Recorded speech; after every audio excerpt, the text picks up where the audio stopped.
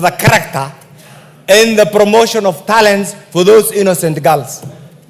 Mr. Speaker, in our politics, we have destroyed the socio-political fabrics of this country, Mr. Speaker, through petty partisan political shenanigans. Today we are going back to the schools. I think individuals must take responsibility. I empathize with those innocent girls. But Mr. Speaker, how did this happen? How was this allowed?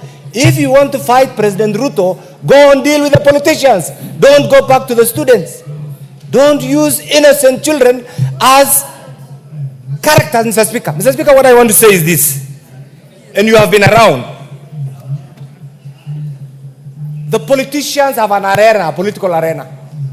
The kids are all, as a father, as a grandfather, who still has kids who are going to school, Mr. Speaker. That must not be allowed, and I want to urge the investigative agencies to deal with the teachers who allowed this, to deal with Christopher Malala, and I also want to appeal to the parents not to allow their children to be used by politicians. Mr. Speaker, in conclusion, and I know you are a great man in this, if we allow this today, I'm told the entire political class have gone to Nakuru today to empathize with Malala. Malala should be arrested this evening. Malala and cohorts in the school must be arrested. That is the only way we can allow the parents, we can say sorry to the parents and the students. Mr. Speaker, this is very important. I also want to appeal to the Committee on Education to do a thorough investigation, Mr. Speaker, and bring a report on the entire ecosystem on how this was allowed. I support the statement.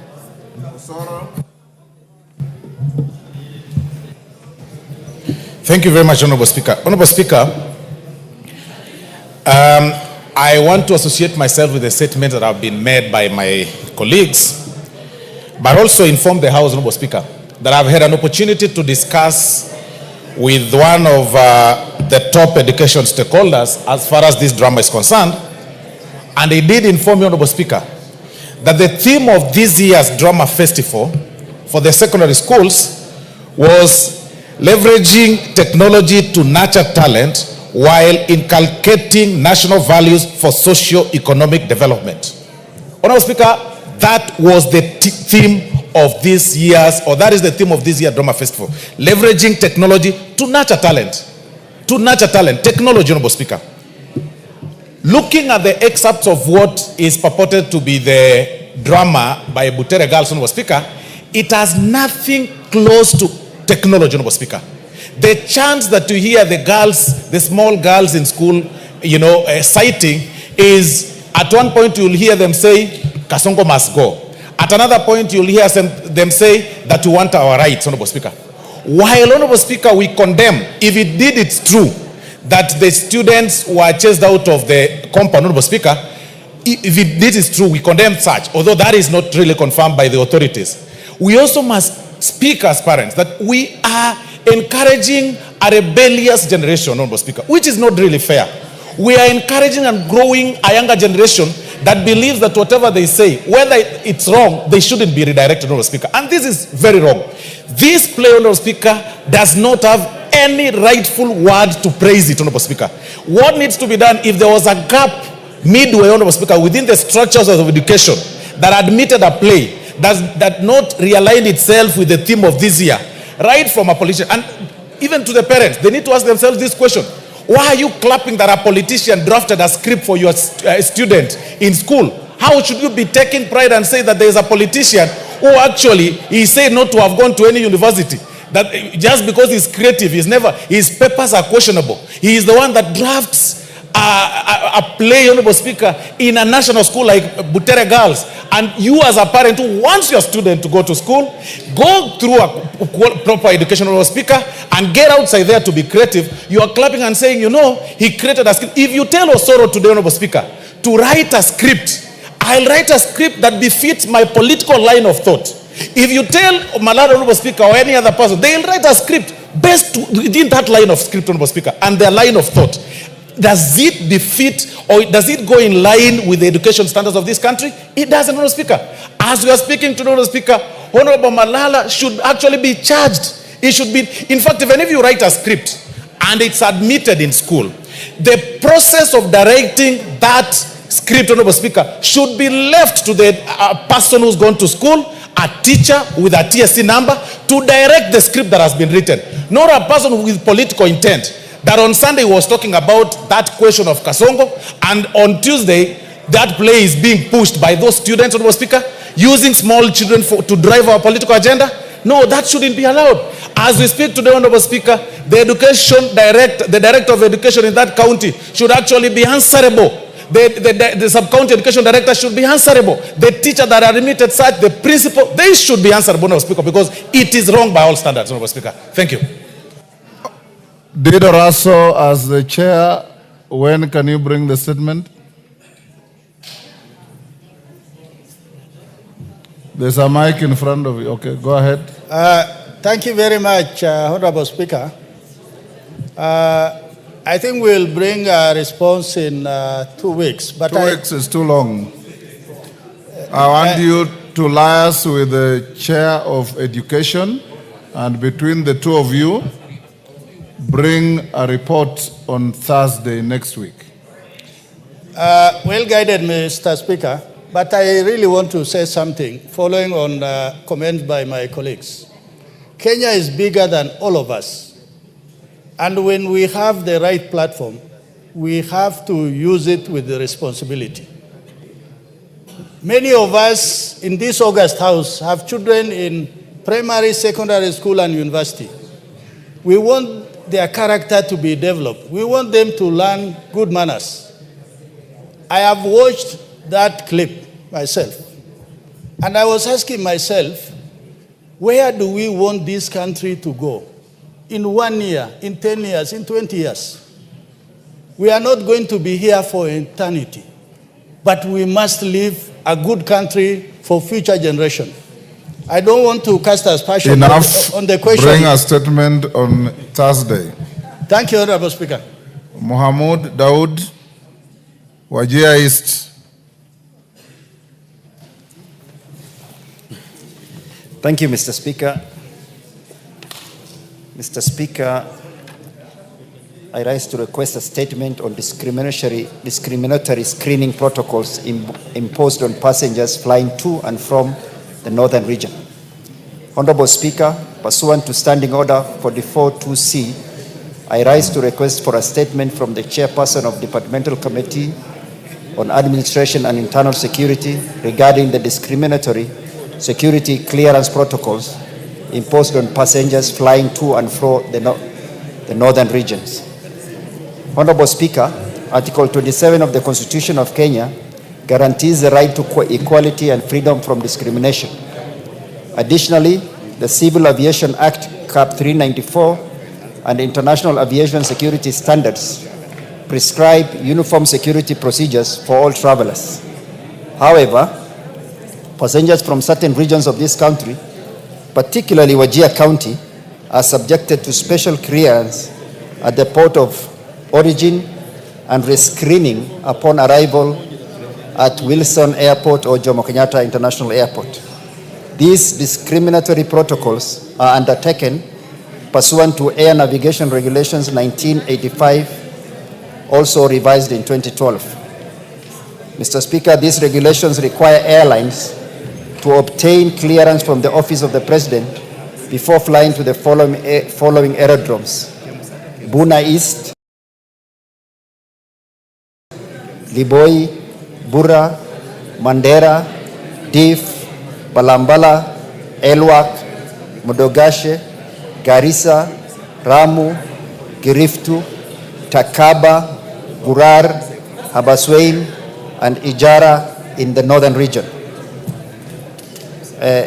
Dukana, Merti, Ilelet, Moyale, Isiolo, North Horwest, Karga, Sigel, Laisamis, Sololo, Logologo,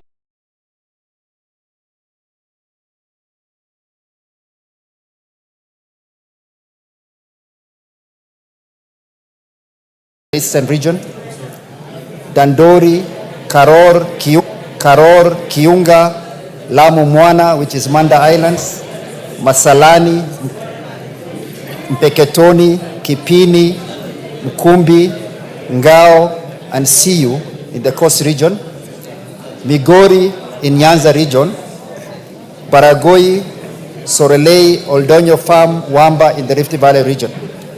Notably, Mr. Speaker, Regulation 1.114 requires flights to an aerodrome in northern region to obtain clearance not later than 48 hours before the intended departure. This constrains airline operators from offering timely services to passengers and runs counter to the principles of inclusivity. The continued application of these regulations also seem oblivious to the fact that security situation that necessitated stringent security protocols then has since improved, calling for review. Honorable Speaker, it is against this background that I request the chairperson of Departmental Committee on Administration and Internal Security to appraise the House on the following. 1, the justification for continued requirement for special clearance for flights to and from Wajir and aerodromes in places listed in Regulation 1.114 in the Air Navigation Regulations 1985, despite the improved security situations in the region. 2, the reasons for rescreening passengers from Wajir upon arrival at Wilson or Jomo Kenyatta International Airport, despite being screened at the ports of departure, a practice not uniformly applied to passengers from other places. 3, the measures put in place to ensure uniform security screening procedures for all domestic flights in line with constitutional provisions of equality and fairness. And 4, and finally, the steps being taken to revise the Air Navigation Regulations 1985 to remove discriminatory provisions in Regulation 1.114 requiring special clearance for flights in the listed aerodromes. I thank you, Honorable Speaker. Russell, Chairman Security, 2 weeks. Honorable Speaker, listening to that statement, there is also the element of transport. Of? Transport. Yes. Because it's about civil aviation. Actually, it's not a security matter. It's Is the chairman of Roads and Transport here? Honorable Daoud. Here. The chairman is here, Honorable Speaker. I can see you. Yes. Honorable Daoud, did you perceive it to be a security matter or an aviation matter?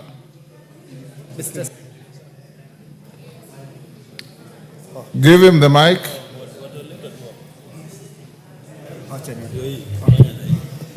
Mr. Speaker, the clearances are obtained from the Ministry of Interior, not from civil aviation. So yes, it is about aerodromes and air transport, but these clearances are imposed and are obtained from the Ministry of Interior. Thank you. Okay, Russell, 2 weeks, you bring us a response. Adan Kainan. Thank you, Mr. Speaker. Mr. Speaker, I wish to request for a statement regarding the status of Wajir Town and sewerage water system. Honorable Speaker, pursuant to the provision of Standing Order 44-2C, I wish to request for a statement from the chairperson of the Departmental Committee on Blue Economy, Water and Irrigation regarding the status of Wajir Town Water and Sewerage System Project. Honorable Speaker, access to clean and sustainable water is not only a right under Article 43 of the Constitution, but also a key driver and cornerstone for economic growth, public health, and environmental sustainability. To this end, Honorable Speaker, Wajir Town Water and Sewerage System Project was initiated under the Ministry of Water, Sanitation and Irrigation to provide clean water and elaborate sewerage system in Wajir Town. Mr. Speaker, the project was earmarked to benefit from the World Bank funding under the Water and Sustainable Development Project under B156634 of 2017. Mr. Speaker, regrettably, the project, which has immense transformative potential in alleviating the chronic water shortages, fostering economic viability, and significantly uplifting the quality of water for Wajir residents, has been faced with inexcusable, Mr. Speaker, delays. These prolonged delays have hindered the its completion so as to address the pressing challenges facing the community, as intended, notably equitable access to water resources and enhancement of resilience and prosperity economy, water and irrigation on the following: the current implementation status of the Wajir Water and Sewerage System project under the World Bank, expected completion timelines. 2, Mr. Speaker, the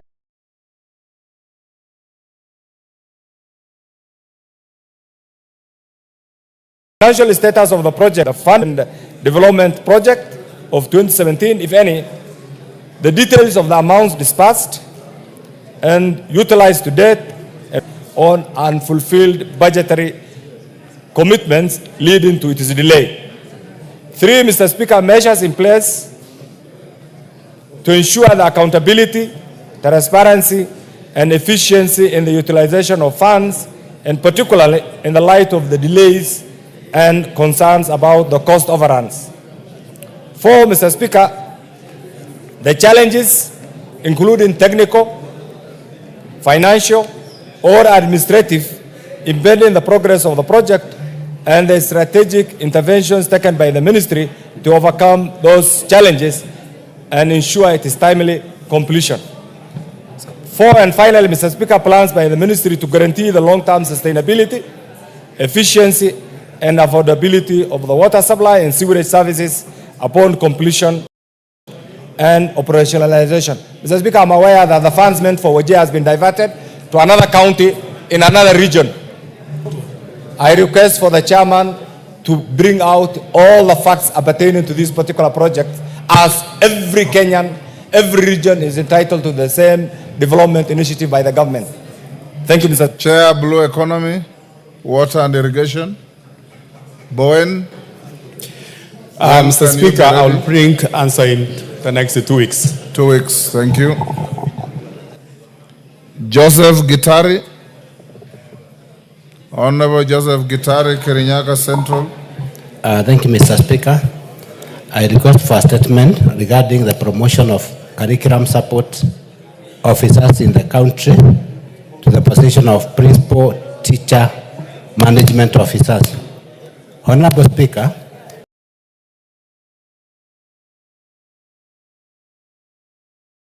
pursuant to the provision of Standing Order 44-2C, I wish to request for a statement from the chairperson of the Department Committee of Education regarding promotions of curriculum support officer CSO to the position of principal teacher management officer PTMO. Honorable Speaker, curriculum support officers play a vital role in the implementation of curriculum in the country. The CSOs were transferred to Teacher Service Commission in 2012 with a view of guaranteeing quality assurance of education across the country. In 2019, the Commission adopted a career progression guideline, CPG, and has led to a few CSO below the age of 55 being promoted to principal teacher management officers, leaving out those above 55 years. The failure by the TSC to fully implement the CPG has caused anxiety among the CSO. Honorable Speaker, it is against this background that I request for a statement from the chairperson of the Departmental Committee on Education on the following. 1, a report on the steps taken by the government to promote curriculum support officers due to promotions to the position of principal teachers management officers. 2, report on the status of implementation of career progression guidelines CPG issued by TSC. And finally, Mr. Speaker, measures the government is putting in place to ensure fair career progression in all cadre under the Teacher Service Commission. I thank you, Mr. Speaker. Thank you, Chair Education. Vice Chair Education. Majority Leader, where's your Chair Education? Advise him to bring the House, even the Vice Chair, but I will advise them to bring a response in 2 weeks. in 2 weeks. Mashua Waithaka, Kiambu.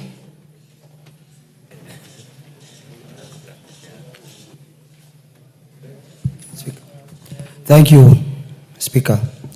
Honorable Speaker. Request for statement regarding flooding of Kasarini Primary School due to discharge of wastewater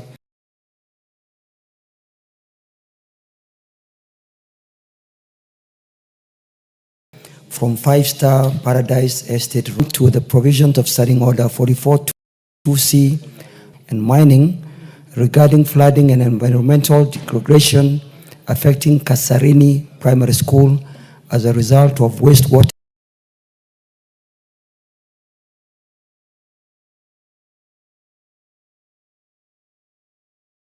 discharge from the 5-star Paradise Housing Development in Runda. Honorable Speaker, in 2014, the National Environment Management Authority 2016, the developers constructed this housing development. The construction significantly altered the topography of the area, severely affecting Kasarini Primary School, which neighbors the estate.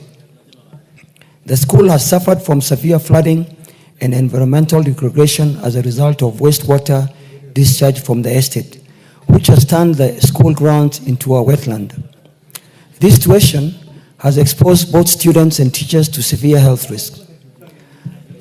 The sanitation facilities in the school, including toilets, have been clogged and the playground is flooded, making them unusable. In addition, uncontrolled water flowing from the estate has led to emergence of water springs across the school.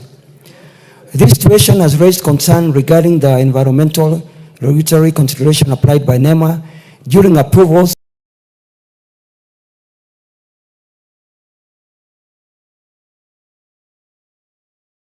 of development projects. Honorable Speaker, it's against this background that I request for a statement from the chairperson of the Departmental Committee on Environment, Forestry and Mining on the following. 1, a report detailing the process followed by the National Environmental Management Authority in granting approvals to the developers of 5-state Paradise Runda Estate, including the environmental impact assessment that the agency conducted. 2, actions that the ministry has taken to curb any further pollution and to mitigate the health and environmental risk posed by wastewater discharge from Kasarini Primary School. And 3, steps being taken to restore Kasarini Primary School as a safe and conducive learning environment for students, including any plans for compensation to the school for the damages suffered as a result of the pollution, indicating specific timelines for the said compensation. Thank you, Honorable Speaker. Thank you, my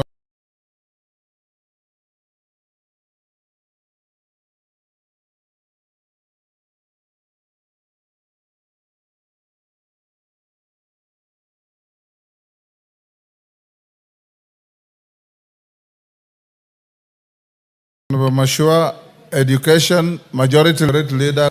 I raise to request for a statement regarding maternal and child mortality rate in the country. Honorable Speaker, pursuant to Standing Order 44-2C, I rise to request for a statement from the chairperson of the Departmental Committee on Health regarding the maternal and child mortality rate in the country. Honorable Speaker, the 2022 Kenya Demographic and Health Survey published by Kenya National Bureau of Statistics revealed that mortality rates for mothers and children hit the lowest level in the last 3 decades. According to the data, the mortality rate for neonatal stood at 21 deaths per 1,000 live births, while for children under 5 years, it was at 41 deaths per 1,000 live births. On the other hand, the 2024 United States Agency for International Development, that is USAID, report on preventing child and maternal deaths ranks Kenya fourth in Africa with 594 maternal deaths per 100,000 lives births. This trend is worrying given that Kenya is a signatory to the United Nations Sustainability Development Goals. Under SDG 3, member states aim to reduce mortality rate for neonatal mortality rates to 12 deaths per 1,000 lives births, reduce the mortality rate for children under the age of 5 years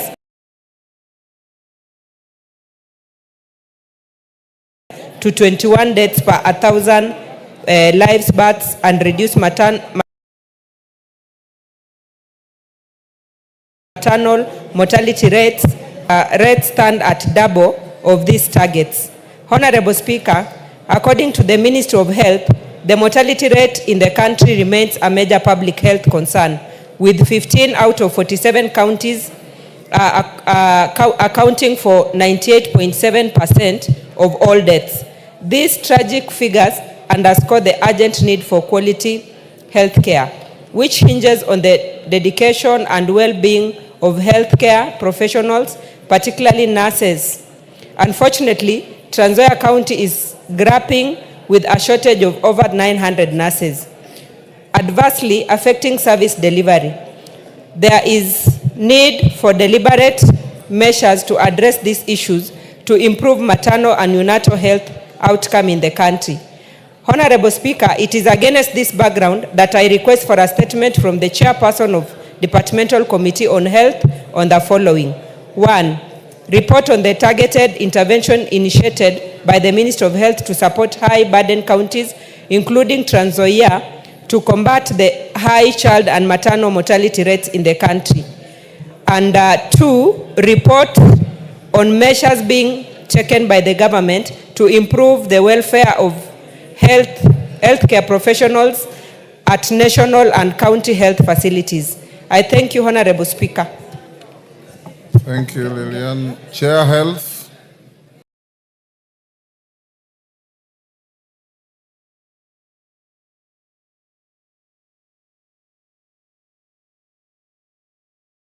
Dr. Nyikal.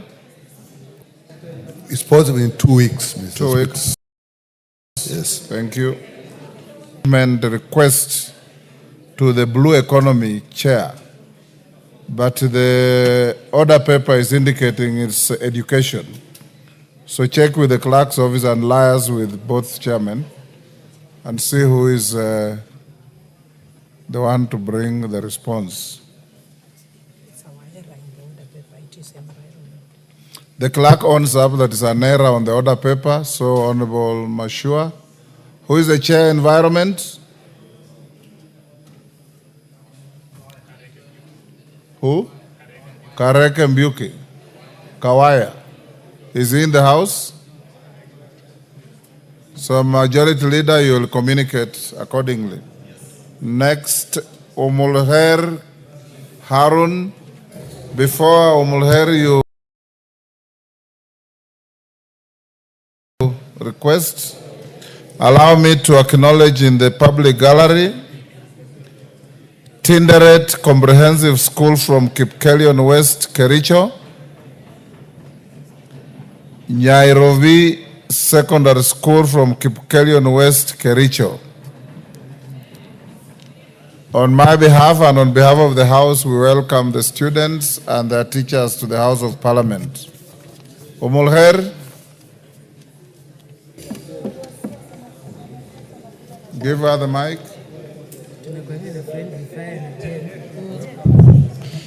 Honorable Speaker, pursuant to the provisions of Standing Order 44-2C, I wish to request for a statement from the chairperson of the Departmental Committee on Justice and Legal Affairs regarding the status of prosecution of Kenya Defense Forces officer Mr. Hassan Musa Mire, accused of ID number 32, 39, 47, 53, an officer of the KDF, allegedly shot and killed Mr. Abdullahi Kasim Yusuf of ID number 28872525 in Garissa under unclear circumstances. On 23rd March 2022, the court recommended his prosecution for the murder following conclusion of Milimani Public Inquest number 2 of 2020. Sadly, the Director of Public Prosecution is yet to prosecute the said KDF officer, despite numerous reminders by the legal counsel representing the family of the deceased. The inordinate delay in the prosecution and administration of justice has caused immense anguish to the family. Honorable Speaker, it's against this background that I request for a statement from the chairperson of the Departmental Committee on Justice and Legal Affairs on the following. Status of implementation of the recommendations made by the court via Public Inquest number 2 of 2020 in the murder of Mr. Abdullahi Kasim Yusuf of ID number 28872525. A comprehensive report on the reason for the inordinate delay in prosecution of Mr. Hassan Musa Mire, a KDF officer of ID number 32394753, accused of the murder of Mr. Abdullahi Kasim Yusuf on 31st July 2019, and the actions being taken by the Director of Public Prosecution to ensure justice is served to the family of the deceased without any further delay. Mr. Speaker, Abdullahi was my uncle and he was killed, and we miss him as a family, and may Allah rest his soul in Jannah. Thank you, Honorable Speaker. Yes, Ado. Oh, no, that's not Ado. That is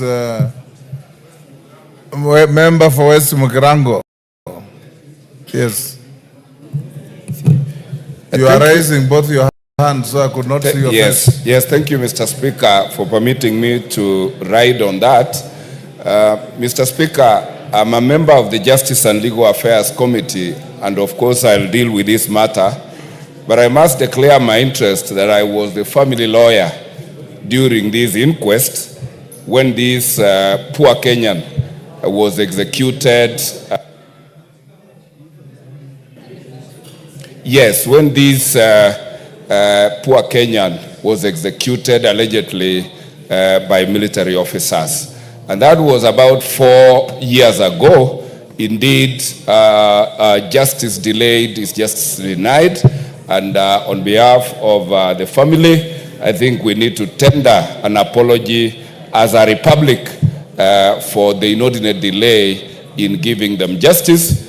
And I do hope and believe that my able chair of the Justice and Legal Affairs Committee and the committee will do its role to ensure that the family gets redress. I thank you, Mr. Speaker. Chair Jailak.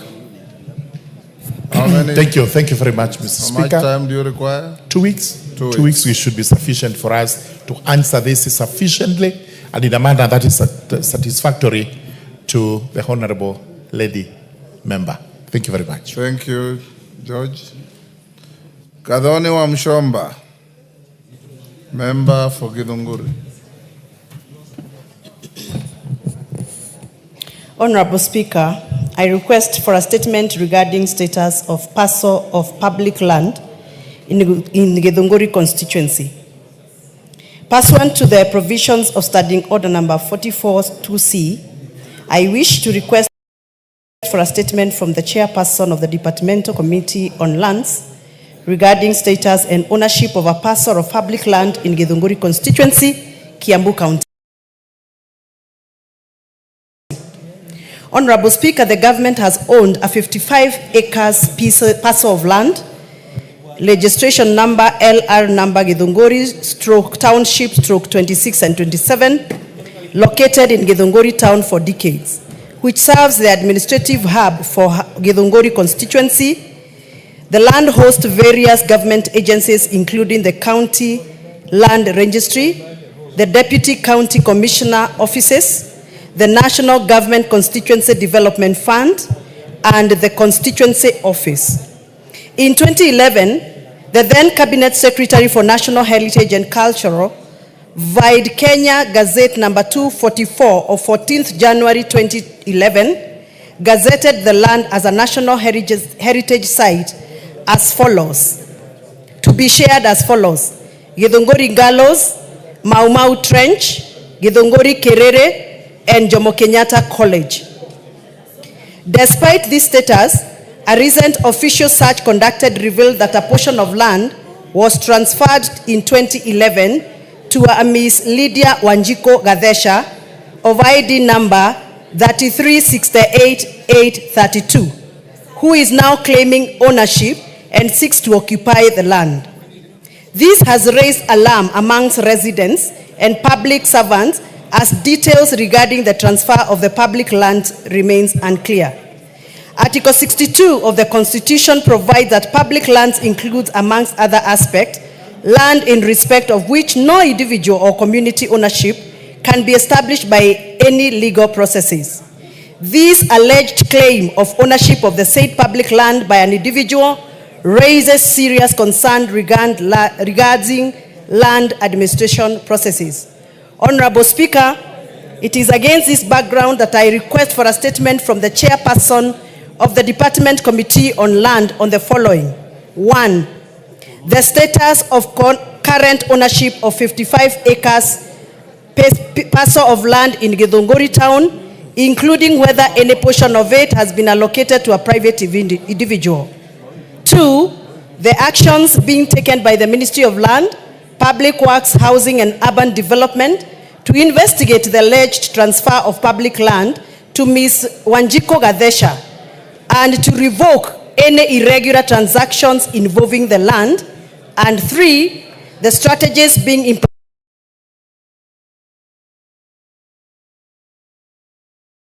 implemented by the ministry to protect lawful landowners, particularly of public land, from unlawful. Where Nyamoko is out of the country. Who is the vice chair?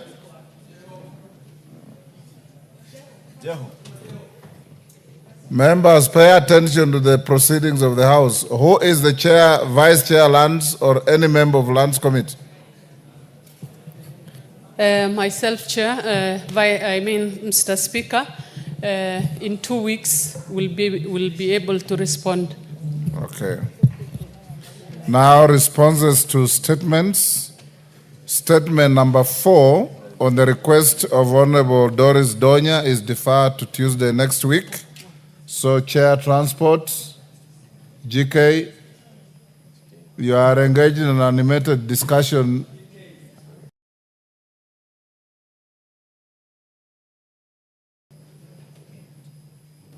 You should not block your ears when you are in the House.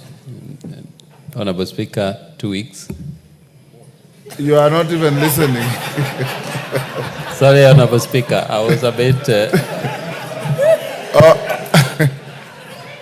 Honorable GK, 2 weeks of what? Deferment, Honorable Speaker. I said I have deferred the response to question number 4 by Honorable Doris Donya to Tuesday next week. I got it right. That is not Speaker. 2 weeks. Okay. Chair Energy, Vicaria, response to a request by Umulher Kasim. Do I proceed, Honorable Speaker? I don't know whether the member is around. Okay. Honorable Chair, following the letter dated 11th March 2025, the National Assembly Departmental Committee requested the Cabinet Secretary, Minister of Energy and Petroleum, to make submission on statement by Honorable Omar Kel Kasim, Member of Parliament for Mandera County, regarding power outages in Mandera County. The following are the submissions as requested, Honorable Chair. Question number 1, steps taken by the government to address frequent power outages in Mandera County. Mandera is an off-grid county served by diesel generators. The current demand for Mandera is at 3.8 megawatts with the following installed and effective generation capacity. Honorable Chair, the table has been indicated. 2 pieces of 1250 kVA, effective capacity, again 2 of 750 kVA, and 1 generator operated by Encom Rental. 2, we have other 2 generators. Both the generators are down. Honorable Chair, the first generator, as indicated in the report, is down. The second 2, which are operated by KPLC, are also down. And 3, 2 other generators which are managed by KPLC are running. The government provided funds for procurement of additional capacity of 1.5 megawatts through independent power producer, that is Mrs. Encom Power Rentals, to add to the existing effective capacity of 2.9 megawatts. Therefore, with a full capacity operation of 4.4 megawatts, there will be sufficient generation capacity to meet the power demand.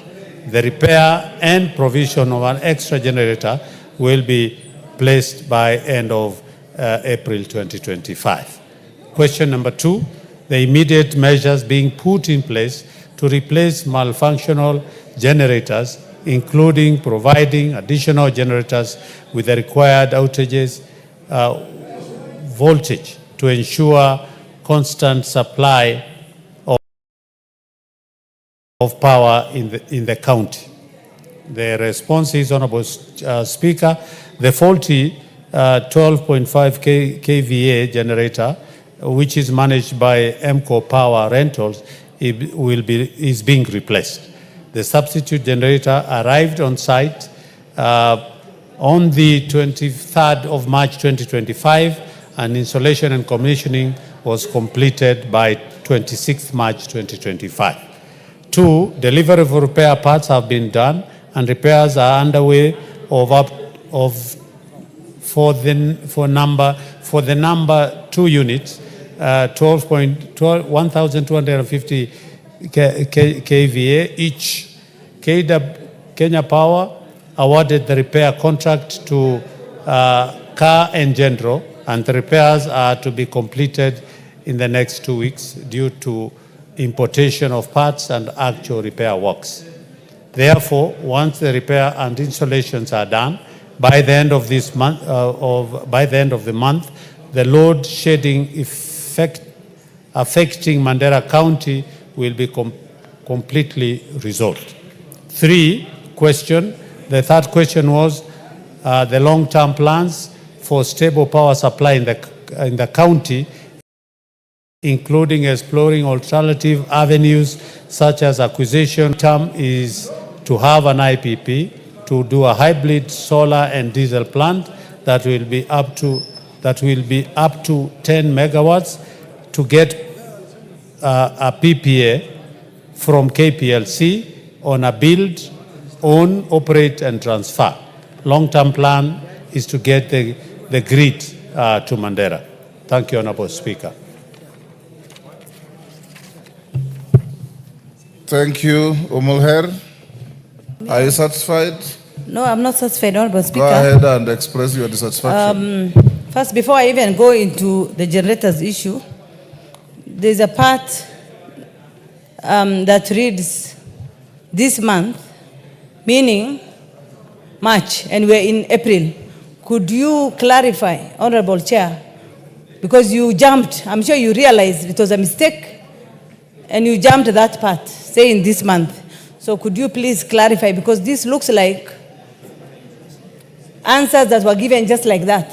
If you can say this month and we're in March, we're in April, then I don't know, I'm not satisfied with the whole thing, generally. Because you speak about 2 weeks, you speak about end of April, then you speak about this month, March. I'm confused. I don't know where to start from the head to the tail of this statement. So, Honorable Chair,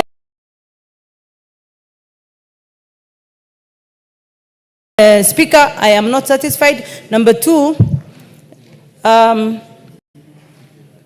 Honorable Chair said that the substitute generator arrived on site on Sunday, 23rd March 2025, and installation and commissioning was completed by 26 March. As we speak, the status is as it was when I first read this statement.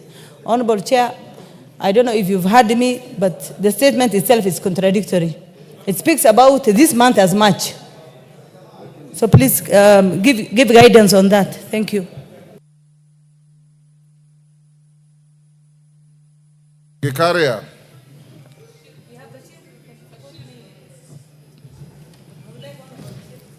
Thank you, Honorable Speaker. Honorable Speaker, this response came much earlier.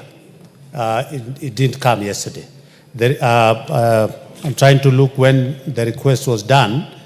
That was on 11th of March 2025. We received the response as indicated that we were supposed to give a response in 2 weeks. And Honorable Speaker, the dates that are given here remains the way they were. When they say it was completed by the 26th of March, I want to believe that is what the ministry is saying, that it was completed, unless otherwise indicated, so that we can go back. And if it is true, because this is a response from the ministry. As for the indication of April, Honorable Speaker, if you look in this statement, there were 3 different questions, and each question had different completion dates. So the second question was the one that had the March deadline, and the first question, I think, was the one that had the April deadline. Thank you, Honorable Speaker. Thank you. Honorable members, before we get to the next response, allow me to hold your horses. Allow me to go back to order number 8, so that we put the question to that while we still have abundance of quorum in the House before we go on. So clerk, call out order number 8. Order number 8, special motion, consideration of a nominee for appointment as Principal Secretary, State Department for Justice, Human Rights and Constitutional Affairs. Question to be put. Members on their feet, take your seats.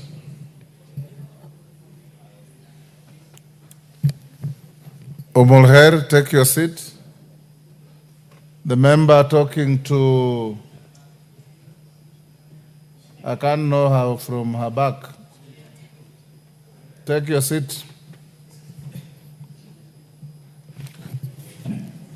Honorable members, I now put the question at order number 8, which is that taking into consideration the findings of the Departmental Committee on Justice and Legal Affairs in its report on the vetting of a nominee for appointment as Principal Secretary, laid on the table of the House on Tuesday, 8th April 2025, and pursuant to the provisions of Article 155(3)(b) of the Constitution, this House approves the appointment of Honorable Judith Nayaya Ramaita Pareno as Principal Secretary, State Department for Justice, Human Rights and Constitutional Affairs. As members of that opinion say aye. Aye. Will those of the contrary opinion say nay? The ayes have it. So we go back to order number 7, Umulher. Umulher. It is out of order to be on phone in the chamber when business is going on. Honorable Speaker, where I said there's contradiction in this is that this statement, the response is dated 9th April. The chair is saying that the statement came 2 weeks after when I gave the question, or the statement for that matter. So the contradiction. Are you disputing the dates or the facts? No, what it says March as this month, and we're in April. The other issue I have is it says Sunday 23rd March is when installation and commissioning was completed. And you are saying it is not? Nothing is happening. So Gikaria? I'm disputing. I'm thinking now this statement may be generated elsewhere other than from the CS. Because if the CS's signature is signed here, written, dated 9th April, and the chair is saying the response came 2 weeks after I gave the statement, which is around 26th, I'm confused, Honorable Chair, Honorable Speaker. Please give guidance on this. And I would like Honorable Bashir to support me in this because we come from the same county. Order, Thank you. Honorable Mulheri, you have no right to solicit for support on anything you are doing on the floor. Honorable Speaker, first, just for clarity, question number 1, which was asked, we have a table and it talks about the repairs and provisions of an extra generator will be in place by end of April 2025. That is about question number 1. On matters to do with question number 2, they had asked about the faulty, the immediate measures that would be put in place to replace the malfunctioning of the generators. And that is what the ministry is saying, that by 26th of March, the commissioning had already been done. So that is as far as the repairs as per the second question. That is by 26th of March, then it had already been, actually it says, on Sunday, March 20.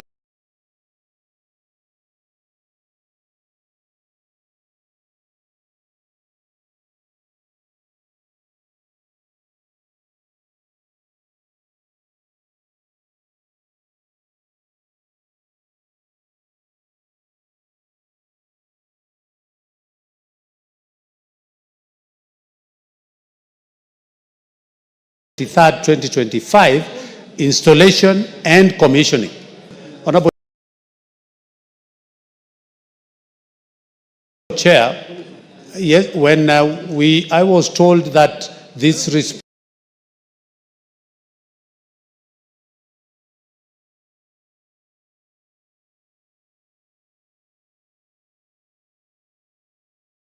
there is some issues of the subsection 2, they say that they have done the procurement, but due to importation of the parts, then the repair works might take a little bit or a while. Just because the parts are not found in Kenya, they have to be imported, and then the repairs will be done. But it's talking about different generators, not one. One has already been commissioned already. Thank you, Honorable Speaker. Major Bashir. Honorable Speaker, I want to agree with Honorable Mulkhair that the answers given is quite unsatisfactory. Honorable Speaker, as we speak, there is no power in Mandera town. And this started even way before the month of Ramadan started. Before we went on recess, I mentioned here that people don't have power, don't have even capacity to charge their phones.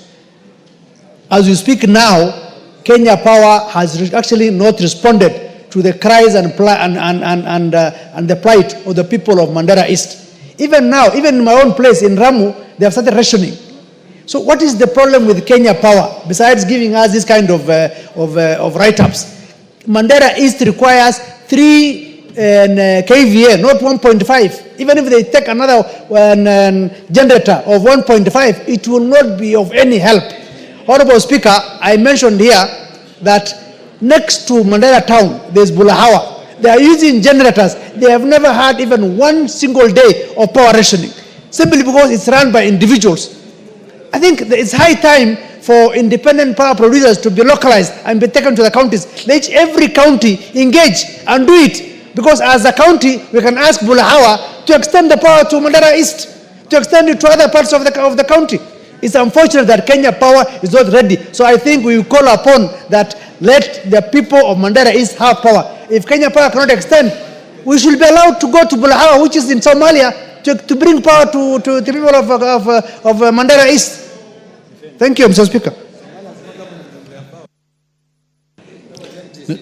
Mr. Speaker, this issue of power in Mandera, Mr. Speaker, has been a problem since independence, Mr. Speaker. Mr. Speaker, the county or the town there used to be served by independent power producers, which have served them for the last 30 years, Mr. Speaker. Mr. Speaker, those independent power producers were withdrawn without any reason. And then some Chinese Generators were taken there. Sorry to say that, quote in quote. And I'm not saying they're substandard, but you know what I mean. So, Mr. Speaker, it is shameful that 60-something years since independence, certain parts of the country are not connected to the national grid, Mr. Speaker. Mr. Speaker, what equalizes Kenyans today is issues like electricity, roads, healthcare, education. That area, the education is one thing. Teachers have left. There are no teachers there. Students there come here to Nairobi University by grace of God, Mr. Speaker. Mr. Speaker, 60-something years as a country, and we cannot connect 2 counties, Wajir and Mandera, to the national grid. And you know what? They are neighboring Ethiopia, which is selling very cheap power to Kenya, Mr. Speaker. You can connect them from Isiolo County, Meru County, you can connect them. But it looks like there is no focus. People maybe think there is no economic value for connecting them to the national grid, Mr. Speaker. But Mr. Speaker, all the livestock that we eat in this country, all the livestock, all the meat that we consume in this country, Mr. Speaker, 80% come from that region. Mr. Speaker, Kenya is number 3 in Africa in terms of the number of livestock that the people own. They are number Nigeria and this other country, what is the name? Ethiopia, are the only ones who are ahead of it. With 30 million, Mr. Speaker, herds of animals, Mr. Speaker. Mr. Speaker, it is an urgent, this House must come to the rescue of those 2 counties. The monopoly of Kenya power, Mr. Speaker, has destroyed those 2 counties. Every year I have been in this parliament for the last 3 terms, Mr. Speaker, people have been complaining about power in those 2 counties, Mr. Speaker. Mr. Speaker, we have to do something about it. We need to form even another committee to go and look into that matter, Mr. Speaker. Because I saw the member of parliament from Mandera on a lorry last month, Mr. Speaker, carrying 3 big generators. Just to be told after 1 month, they are not working.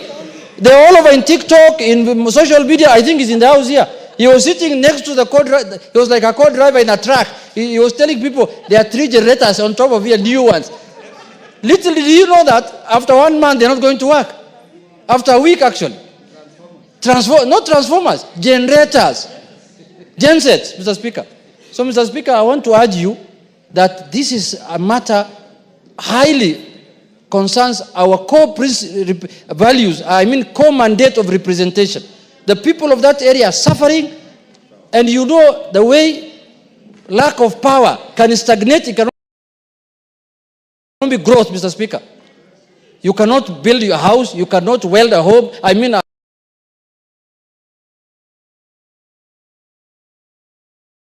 a door, a window, anything. You are in darkness. You've made your point. Mr. Speaker, why am Mr. Speaker for giving me this opportunity, and I thank my colleagues and my leader of minority for at least, discussing this matter in a very important,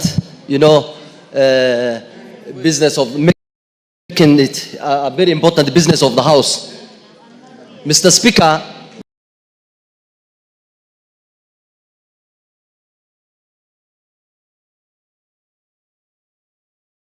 the problem has been there in Mandera. We have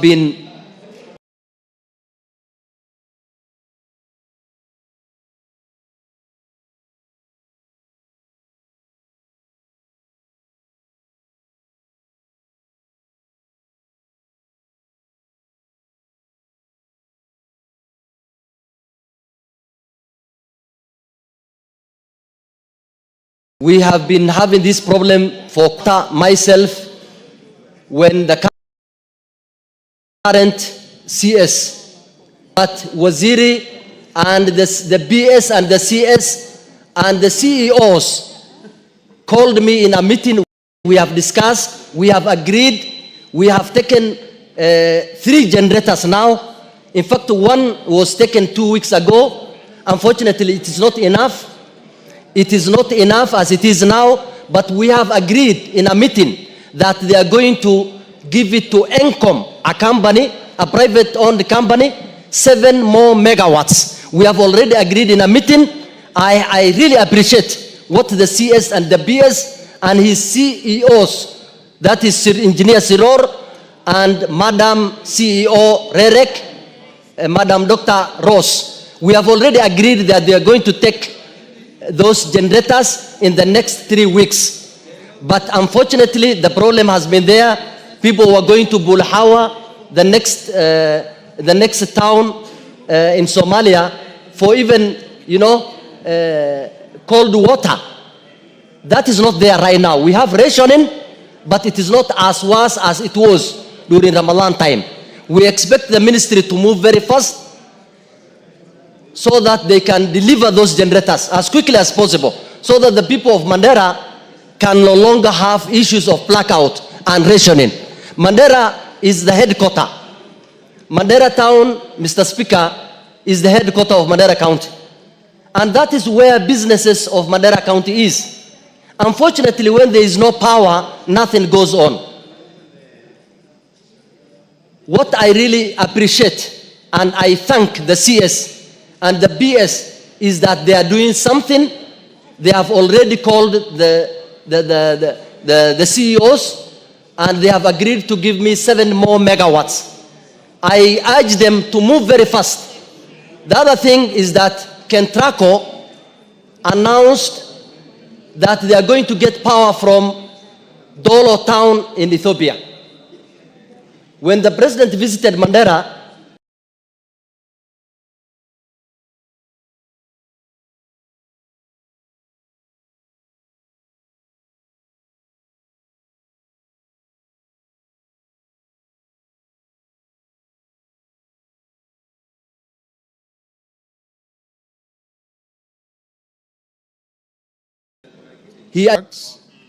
what I'll direct is Gikaria, get all the facts together and sit with your colleagues from Mandera and explain to them what the ministry is doing and where there are gaps, how you are narrowing them, so that the people of Mandera can also enjoy the facilities other Kenyans enjoy. You can do that in the course of next week. Next, Stephen Mogaka's request, Chair Transport. Chair Transport to request by Stephen Mogaka. Thank you, Honorable Speaker. I rise to respond to the statement requested by Honorable Stephen Mogaka.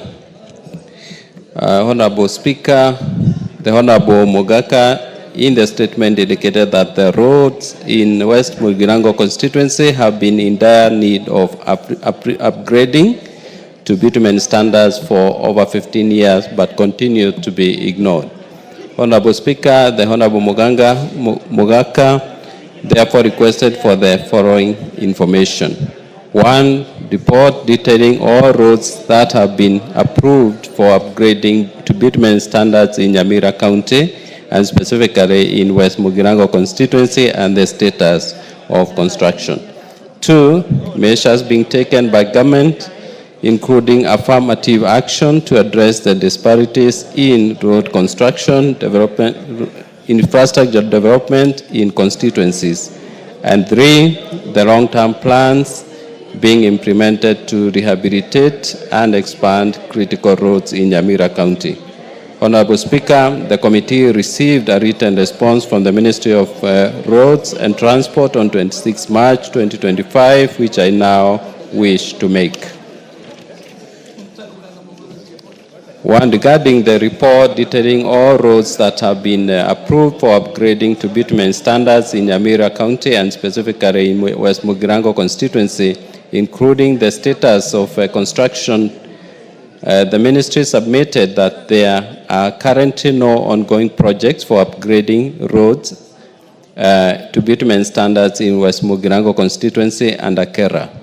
2, the ministry through KERA has however received stakeholder requests for roads linking the constituency to be upgraded to bitumen standards and is in the process, after which they shall be prioritized for construction alongside other similarly critical road links countrywide, subject to the provision of the requisite budgets. 3, all roads under KENHA within Nyamira County are to be upgraded to bitumen standards. However, there are currently no roads that have been approved for upgrading to bitumen standard in West Mugirango constituency. 4, KENHA is currently maintaining the following roads within the Nyamira County. 1, Kisii Nyaramba B4 Road. 2, Nyaramba Chemosit B4 Road. 3, Kadogo Nyamira Siamani B5 Road. 4, Kibirigo Keroka B5 Road. Keroka Nyagusu B5 Road. Kisii Kaprang B6 Road. Charbera Ikonge B133 Road, and lastly Ikonge Chepilat B133 Road. Regarding the measures being taken by the government, including affirmative action to address the disparities in road infrastructure development in the constituency, the ministry submitted that planning of construction of roads is informed by several factors, including prevailing government policies, the road sector investment plan, that is RSIP, and continuous shareholder engagement.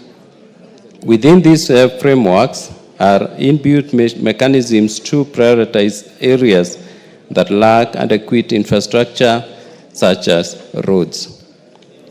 In addition, the government has operationalized affirmative action measures in the road sector, including the equalization fund, that are aimed at addressing disparities in road development. Further, the ministry is committed to the active involvement of all stakeholders towards finding holistic solutions to historic disparities in provision of road infrastructure in different parts of the country. 7, regarding the long-term plan being implemented to rehabilitate and expand critical roads in Nyamira County, the ministry submitted that through KERA, it continues to maintain critical link roads in Nyamira County through provision of a 10% road maintenance levy fund. To this end, the ministry has allocated a total of 19 million Kenya shillings for maintenance of critical link roads in Nyamira, and 10% are MLF. And lastly, under KENHA, continuous maintenance of roads under performance-based contracting will ensure roads remain in good condition for extended periods, and also collaboration with the county government with regards to roads that interact with KENHA roads, e.g. development of non-motorized transport within Nyamira town. Thank you, Honorable Speaker. I submit. Stephen. Thank you. Thank you, Mr. Speaker, and thank you, Chairman, for that statement. The only true thing about that statement, Mr. Speaker, is that there are no tarmac roads ongoing in West Mugirango constituency. And Mr. Speaker, sadly, West Mugirango constituency is the headquarters of Nyamira County, and the entire municipality of Nyamira County sits in West Mugirango constituency. So I cannot understand, or the people of West Mugirango, Mr. Speaker, cannot understand how then there can be no tarmac within the municipality or the constituency that houses the county. But more importantly, Mr. Speaker, in answering, the chairman of the Roads Committee has misled this House that all roads under KENHA within Nyamira County are tarmacs. Mr. Speaker, road number 4, which the committee chair has cited, which runs from Kibirigo Market to Keroka, that road is under KENHA. but there is a bridge that crosses River Gucha that has never been tarmacked. And remember, this tarmac was put more than 15 years ago when the Right Honorable Prime Minister was the Minister for Roads, because that was the last time tarmac road was seen in West Mogrango. So through you, Mr. Speaker, I want to request the chairman to look at what happened with the money for the bridge, because that road was constructed more than 15 years ago. The contractor was discharged from site, yet that bridge has never been done to date. And what measures is the chairman going to take to ensure that that road, at least that road, is done? Further, Enough. Mr. Speaker. Enough. Further, Mr. Speaker, you are supposed to seek a clarification. You are making a speech. Yes. I'm drawing to the attention of the chairman that he has been misled by the committee to make a statement that a certain road is tarmacked. It has a portion that is not tarmacked, and that is what I'm asking for. And I beg that affirmative action be done through you, Mr. Speaker, for the very bad roads in the constituency to be upgraded to tarmac. Thank you, Mr. Speaker. Chairman. GK. Thank you, Honorable Speaker. I hear Honorable Mogaka is not satisfied with the response, and Honorable Speaker, we will seek a supplementary response and address his supplementary question. Thank you. From the Minister. Can you give him additional information by end of next week? Yes, we'll give him additional information. George Gashagwa, MP Ndarakwa. Honorable George Gashagwa. Is he in the house? Yeah, go ahead, George. Sorry, Chairman, can you respond? Thank you, Honorable Speaker. I rise to give response to the statement requested by Honorable George Gashagwa. Honorable Speaker, the Honorable George Gashagwa sought to, among other things, establish one, plans for installing properly designed and clearly marked speed bumps at the strategic points along the Nyahururu-Nyeri Road, particularly in the Equator area, Mununga stretch, and the other identified high-risk zones. 2, the measures being undertaken to enhance road safety through the installation of proper signage, reflective markers, and other visual aids to ensure optimal visibility and adequate warning to road users, especially during nighttime and adverse weather conditions. And 3, the timelines for the implementation of these road safety improvements, including completion dates for the installation of speed bumps, warning signs, and associated road safety infrastructure. Honorable Speaker, the committee received a response from the Ministry of Roads and Transport on 20th March 2024, which I now wish to make. 2025, Honorable Speaker. Regarding the plans for installing properly designed and clearly marked speed bumps at strategic points such as Nyahururu-Nyeri Road, particularly in the Equator area, Mununga stretch, and other identified high-risk zones, I wish to respond that the Ministry, through the Kenya National Highway Authority, has engaged contractors for routine maintenance along the Nyahururu-Nyeri Road. Additionally, Kenya has assessed the section at Equator and Mununga stretch and noted that these sections require road marking for bumps. Consequently, the contractors have been instructed to remark the bumps as specified in the scope of works. 2, on the measures being undertaken to enhance the road safety through the installation of proper signage, reflective markers, and other visual aids to ensure optimal visibility and adequate warning to road users, especially during nighttime and adverse weather conditions. The ministry has submitted that the contractors on the site have been instructed to implement additional safety measures, including the installation of guardrails with SWAFREX reflectors and the erection of traffic signs and the marking of center lines.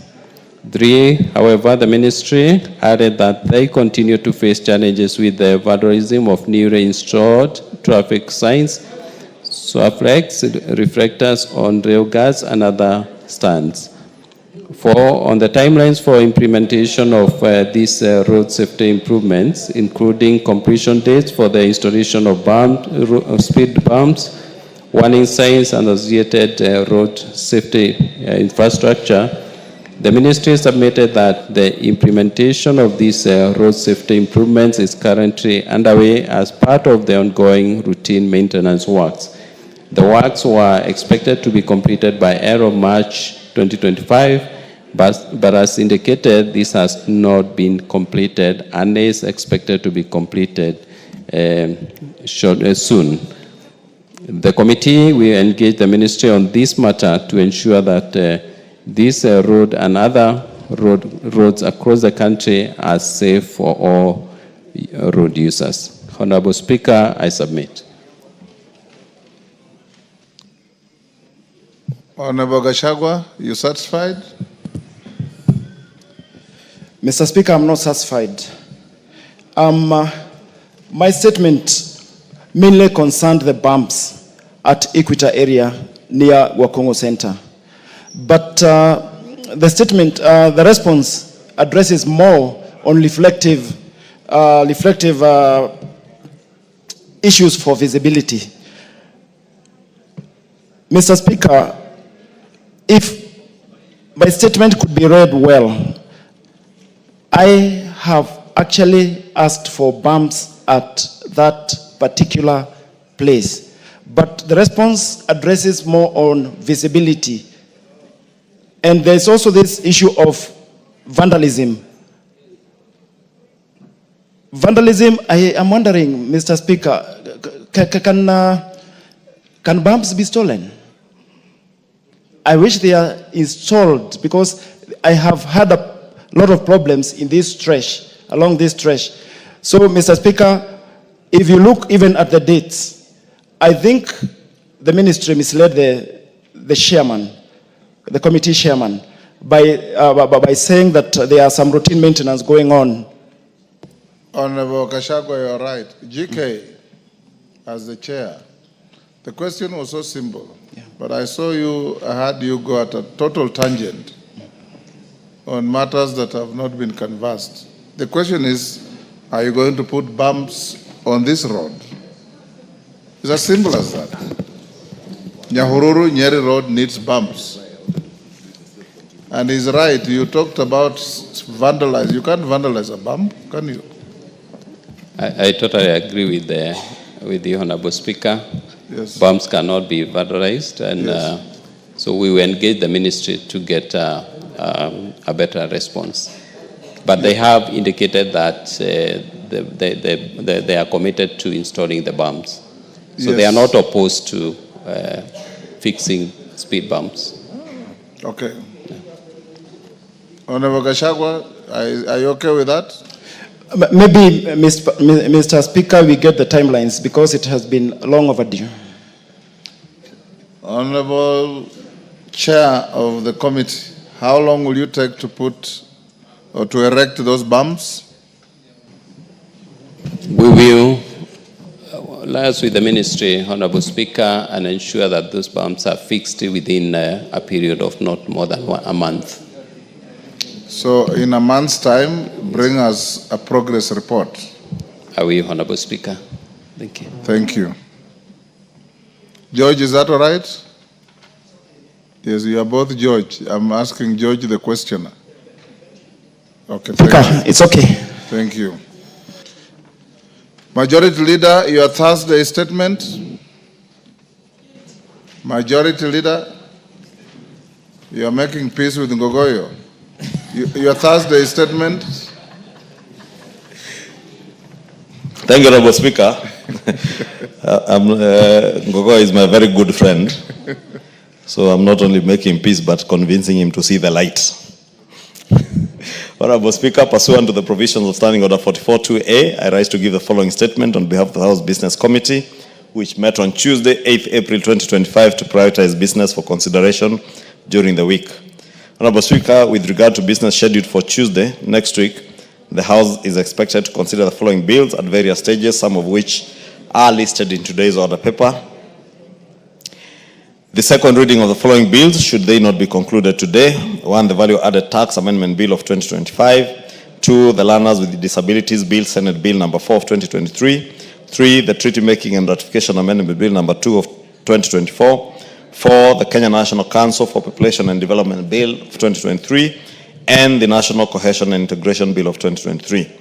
In addition, the House will prioritize consideration of the following of the motion on Comprehensive Economic Partnership Agreement between the Republic of Kenya and the United Arab Emirates, and special motions on consideration for nominees for appointment to public or state offices. Further, Honorable Speaker, in accordance with the provisions of Standing Order 42A, 5 and 6, I wish to convey that the following Cabinet Secretaries are scheduled to appear before the House on the afternoon of Wednesday, 16th April 2025, to respond to questions as follows. 1, the Cabinet Secretary for National Treasury and Economic Planning will appear to provide an update on the status of the disbursement of funds under the NGCDF fund for the financial year 2024-2025, raised in the House during the sitting of Tuesday, 8th April 2025, by the member for Bumula, the Honorable Jack Wamboka.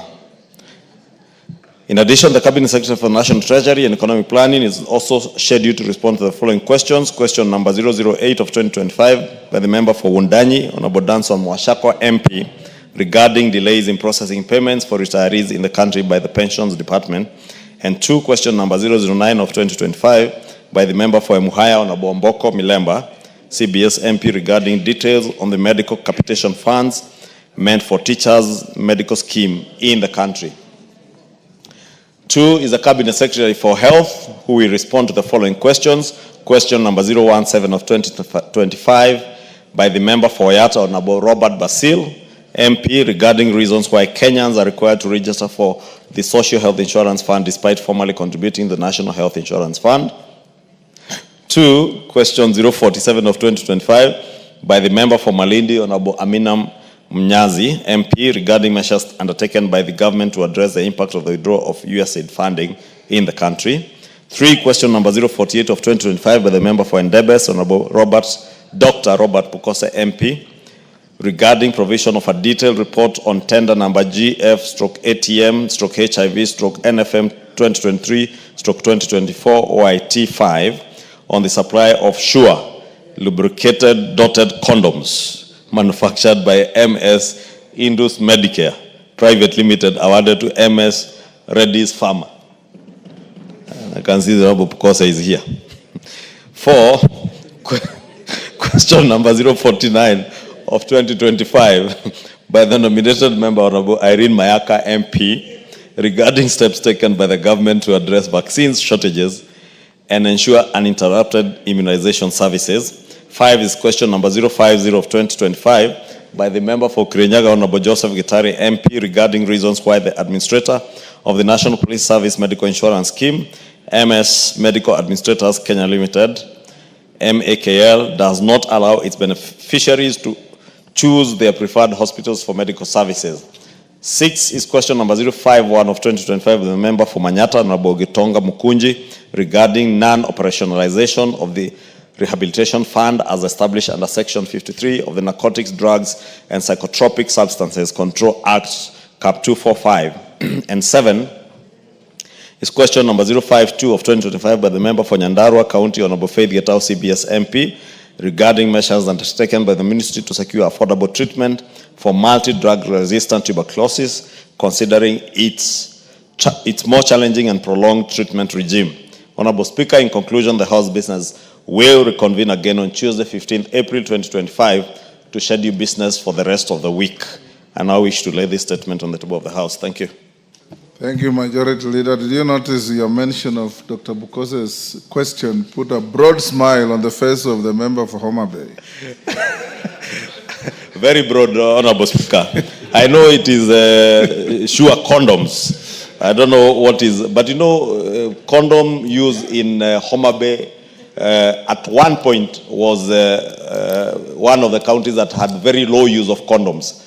But following a lot of civic education, which the member from Homa Bay was a keen participant in that civic education, the use of condoms in Homa Bay County has become prevalent, and this has reduced the infectious sexually transmitted diseases, including HIV/AIDS. Was it education in theory or in practice? At one point, we had nicknamed him Akuku Danger. Next order. Yes, order. Honorable Junet. Mr. Speaker, I would like to seek your indulgence before I react to the issue of Homa Bay. Mr. Speaker, you know it's unreligious to use condom. I don't know whether the majority is aware of that. It's unreligious. The religion don't allow condoms. Even Catholic, even Islam, you are supposed to abstain. You're not supposed to use condom. Anyway, Mr. Speaker, that's on a light note. Abstinence, Mr. Speaker. That's what the religion. Yeah, condom should be banned so that you don't do anything. Anyway, Mr. Speaker, I wanted to seek your indulgence, Mr. Speaker. There is an issue, Mr. Speaker, concerning the bicameral operation of the Parliament, Mr. Speaker. Mr. Speaker, as you are aware, last week, was it this week or this week, on Tuesday, we debated the motion that contained the bill that was returned back by the Senate to the National Assembly, which contained amendments that had negated the purpose of the whole bill, Mr. Speaker. But Mr. Speaker, as you are aware, also, the Supreme Court has done a historic ruling on this matter. And this matter has been pending since the inauguration of the new Constitution, because nobody knew the demarcations between the two houses, Mr. Speaker, and every house wanted to do the work of the other house. Especially the Senate wanted to do more work that belongs to the National Assembly. So, Mr. Speaker, my request to you is that for the benefit and for posterity and for the benefit of this House going forward, Mr. Speaker, so that we know where our boundaries reach, where our beacons are, Mr. Speaker, I wish to request you to give a communication, Mr. Speaker, to the House, which goes on record, outlining the issues that have been decided in the Supreme Court ruling, Mr. Speaker, so that it becomes now very clear that the Speaker has issued communication that every member can refer to, Mr. Speaker. So it is my wish that this is going to be one of the most important pronouncements and communication that the speakers will have made in this year, Mr. Speaker, because it is a very, very important matter, and I'm happy that the Supreme Court had made its decision. And as you are aware, the case was taken to court by the Senate, not by the National Assembly. So, Mr. Speaker, in conclusion, I request that you seek you allow or you consider my request for you to give a communication on that matter so that we can use it as a reference, Mr. Speaker. Thank you.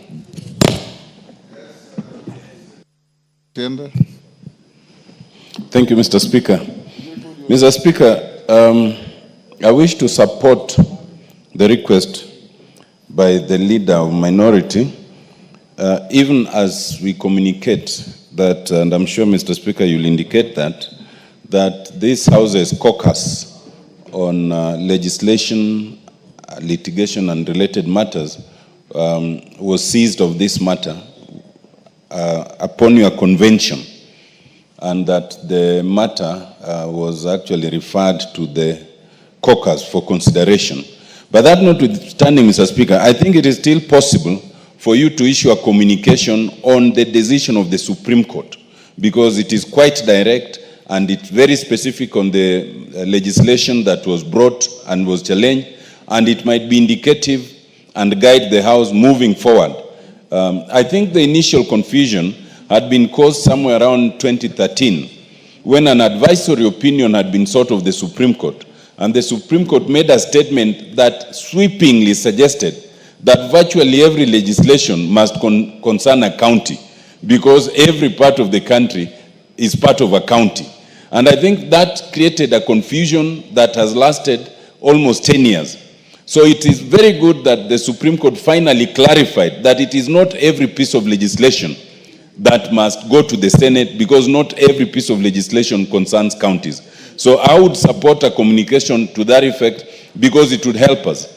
Importantly, and it's of interest to this House, that the Supreme Court did address itself to the question of the NG-CDF Act 2015, which was part of the legislation that was challenged on the basis that it did not go to the Senate.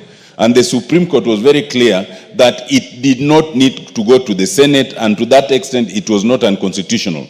That has direct relevance to matters we are litigating, and we will not talk about the merit, but it is important to note, because many people had thought that the Supreme Court had pronounced itself on the NG-CDF Act as amended in 2022 and declared it unconstitutional, not knowing that the only pronouncement that had been made was on the initial NG-CDF Act as it existed in 2013. And so it is also helpful because it's educative to Kenyans. It is helpful to judicial officers who are considering this to know that it is not true that the current NG-CDF Act was ever declared unconstitutional by the Supreme Court. But with that, Mr. Speaker, I support an idea of a communication. Thank you. On the same issue? Yes. Honorable Speaker, the Constitution of Kenya 2010 clearly demarcated the roles of the two chambers of Parliament. And it was always hoped and believed that the very senior members, so-called senior members who sit in the Senate, will be the first people to protect the Constitution of Kenya 2010. Fourth schedule, likewise, Honorable Speaker, set out the mandate of each level of government. I want to raise this to support the sentiments by my leader, and as you issue that communication, Honorable Speaker, go all your way to clearly demarcate where can government officers report to. Should they be called to Senate to answer on matters that are exclusively a national government matter? Can they just be called by anybody to go and do literally nothing? Honorable Speaker, when you meet quite a number of these accounting officers, they complain bitterly. They are always called upon to go to Senate to answer on matters that has got nothing to do with the county governments, with the devolution at all. So in that way of communication, Honorable Speaker, we request and beseech you to lay the law very clear so that we avoid this confusion, duplication, and essentially wanton waste of public time to answer the same question repeatedly from this end to this end. Thank you, Honorable Speaker. Thank you. Yes, George Murugara. Thank you very much, Mr. Speaker. Mr. Speaker, indeed that request is actually timely. The reason being that what the Senate does and continues to do is actually in total breach of our Constitution. Just the other day, they had summoned the judiciary to go and answer questions, I don't know on what. Really? Can the Senate summon the judiciary to answer questions on matters that do not touch on county governments? And how does the judiciary have matters touching on county governments? I think when you go into this elaborate communication, consider also whether that was within their purview or this is the imaginative power they are giving to themselves. Thank you, Mr. Speaker. Yes, Gishimu.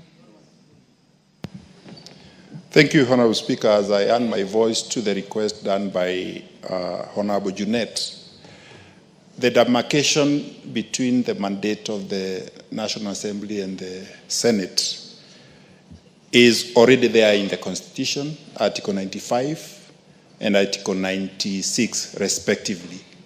Honorable Speaker, as you also give this communication, if you are persuaded to, my only worry is that whether your communication would also be binding on the other House of Parliament. But be as it may, that communication is also good for the public consumption so that it can be known which House of Parliament is abdicating or transgressing or trespassing into to the other's House of Parliament, because the Constitution, as is written, cannot be changed, has not been changed. And unless that is done, then we have to maintain our lanes in terms of legislative oversight and representation. Honorable Speaker, thank you. Thank you, Honorable Junet. I'll do so within the next 2 weeks. Next order. Order number 9, the Anti-Money Laundering and Combating of Terrorism Financing Laws Amendment Bill, National Assembly Bill number 5 of 2025, second reading, resumption of debate. Who was on the floor? There was nobody on the floor.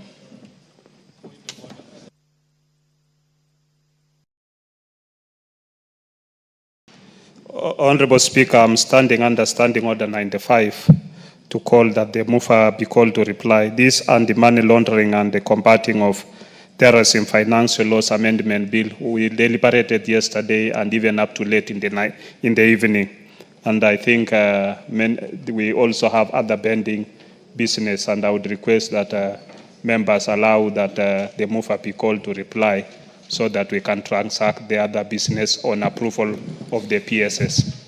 Thank you, Honorable Speaker. Honorable members, is that the mood of the House? Yes.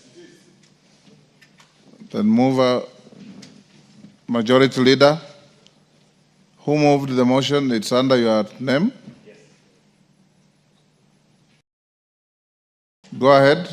Thank you, Honorable Speaker. Honorable Speaker, let me take this opportunity first to thank all the members who have contributed on this bill on the Anti-Money Laundering and Combating of Terrorism Financing Laws Amendment Bill, Bill number 5 of 2025. Honorable Speaker, as we said when the Chief Whip moved this bill on my behalf, this is a bill that seeks first to create equity and fairness in the financial services sector, to ensure that what is being done within the banking sector, insurance companies, and all the other financial sector services, the same is done even within our circle societies and other money handling agencies in the country. True, Honorable Speaker, I listened to quite a number of contributions and keenly, including the contribution by the member for Homa Bay, who is a very ardent debater in this House. And many of the concerns, Honorable Speaker, that were raised, including issues touching on regulations that will come before this House, are issues that we have agreed with the chair of the committee that these are issues that we can look into. And if any case, there are no regulations that will ever take effect in law without being approved by this House, Honorable Speaker. And therefore, just to convince members of this House and Kenyans at large that there is really nothing much to worry about. You remember, Honorable Speaker, when we first passed the Anti-Money Laundering Act about 2 or 3 years ago, the same fears were expressed in this House, and I remember in the last Parliament, we had similar fears being expressed, especially around the profession of lawyers. At that time, lawyers were up in arms against the law, but this law having been in effect, it has helped the country in ensuring that we stem the scourge of money laundering, not just locally, but in the region. It's sad, Honorable Speaker, that our country was grey-listed last year, or about 2 years ago, and this is part of the measures that were agreed on, the changes that need to be effected within our laws, and further strengthening our Anti-Money Laundering Act to help combat not just money laundering and the flow of illicit financing, not just for terrorism, but even for narcotics, Honorable Speaker. And we must come out as a nation within this region, as a nation that is at the forefront in combating money laundering, especially around terrorism financing, because of our proximity to countries that where there are active terrorism cells. Then we become a nation of a country of interest to many people around the world, and therefore it's important that we continue to strengthen these laws. Honorable Speaker, I know again there have been fears that have been expressed by members in contributing around SASTRA and the regulatory agency that regulates our SACCOs, just to give you assurance again, just like happened with lawyers. There is no time SASRA will come and superintend over your money. SASRA regulates the SACCOs. For instance, Pakoso or Bunga SACCO, SASRA does not regulate my money in Pakoso or in Bunga SACCO. It regulates the SACCOs themselves. And therefore, all the regulations that will come to the House, and as I emphasize, those regulations must come here for approval. Those regulations will be to regulate the SACCOs so that we are able to stem money laundering even within the SACCO sector, because it has also been identified as a major conduit for money laundering and terrorism financing, Honorable Speaker. And with that, I beg to move and urge all your support. Thank you, Honorable Speaker. I beg to reply. Thank you. Members on their feet, take your seats. Pauline, take the nearest seat.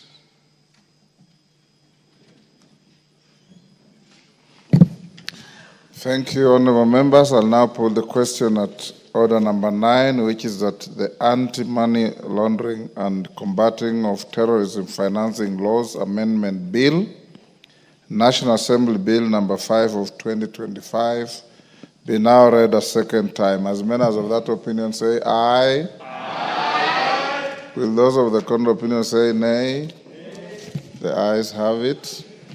Next, A bill for an act of parliament to amend the laws relating to anti-money laundering and combating of terrorism financing and proliferation of financing and for connected purposes.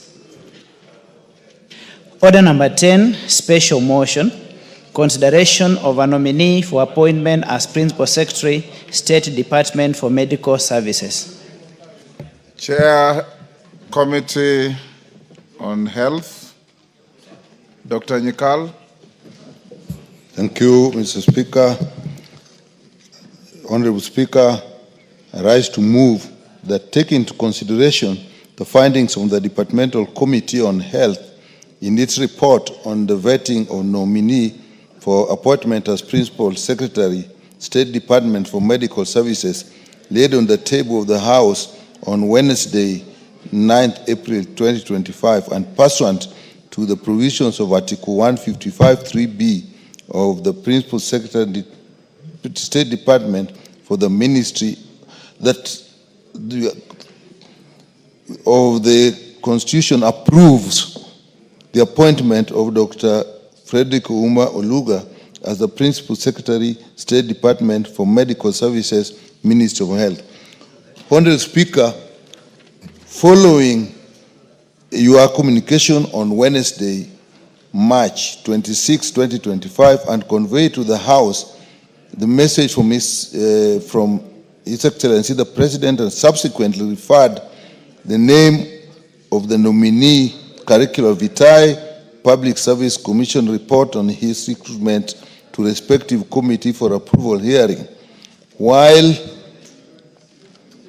referring to the matter to the committee, you directed that the committee undertake the vetting exercise within 28 days under Section 8 of the Public Appointments Parliamentary Approval Cap 7F, and reports be ready for tabling on or before 22nd of April 2025. Honorable Speaker, you further directed that the Clerk of the National Assembly to notify the nominee and general public by placing adverts in the 2 newspapers of nationwide circulation and parliamentary website of the time and the place of holding the approval of hearings by Friday, 4th April 2025.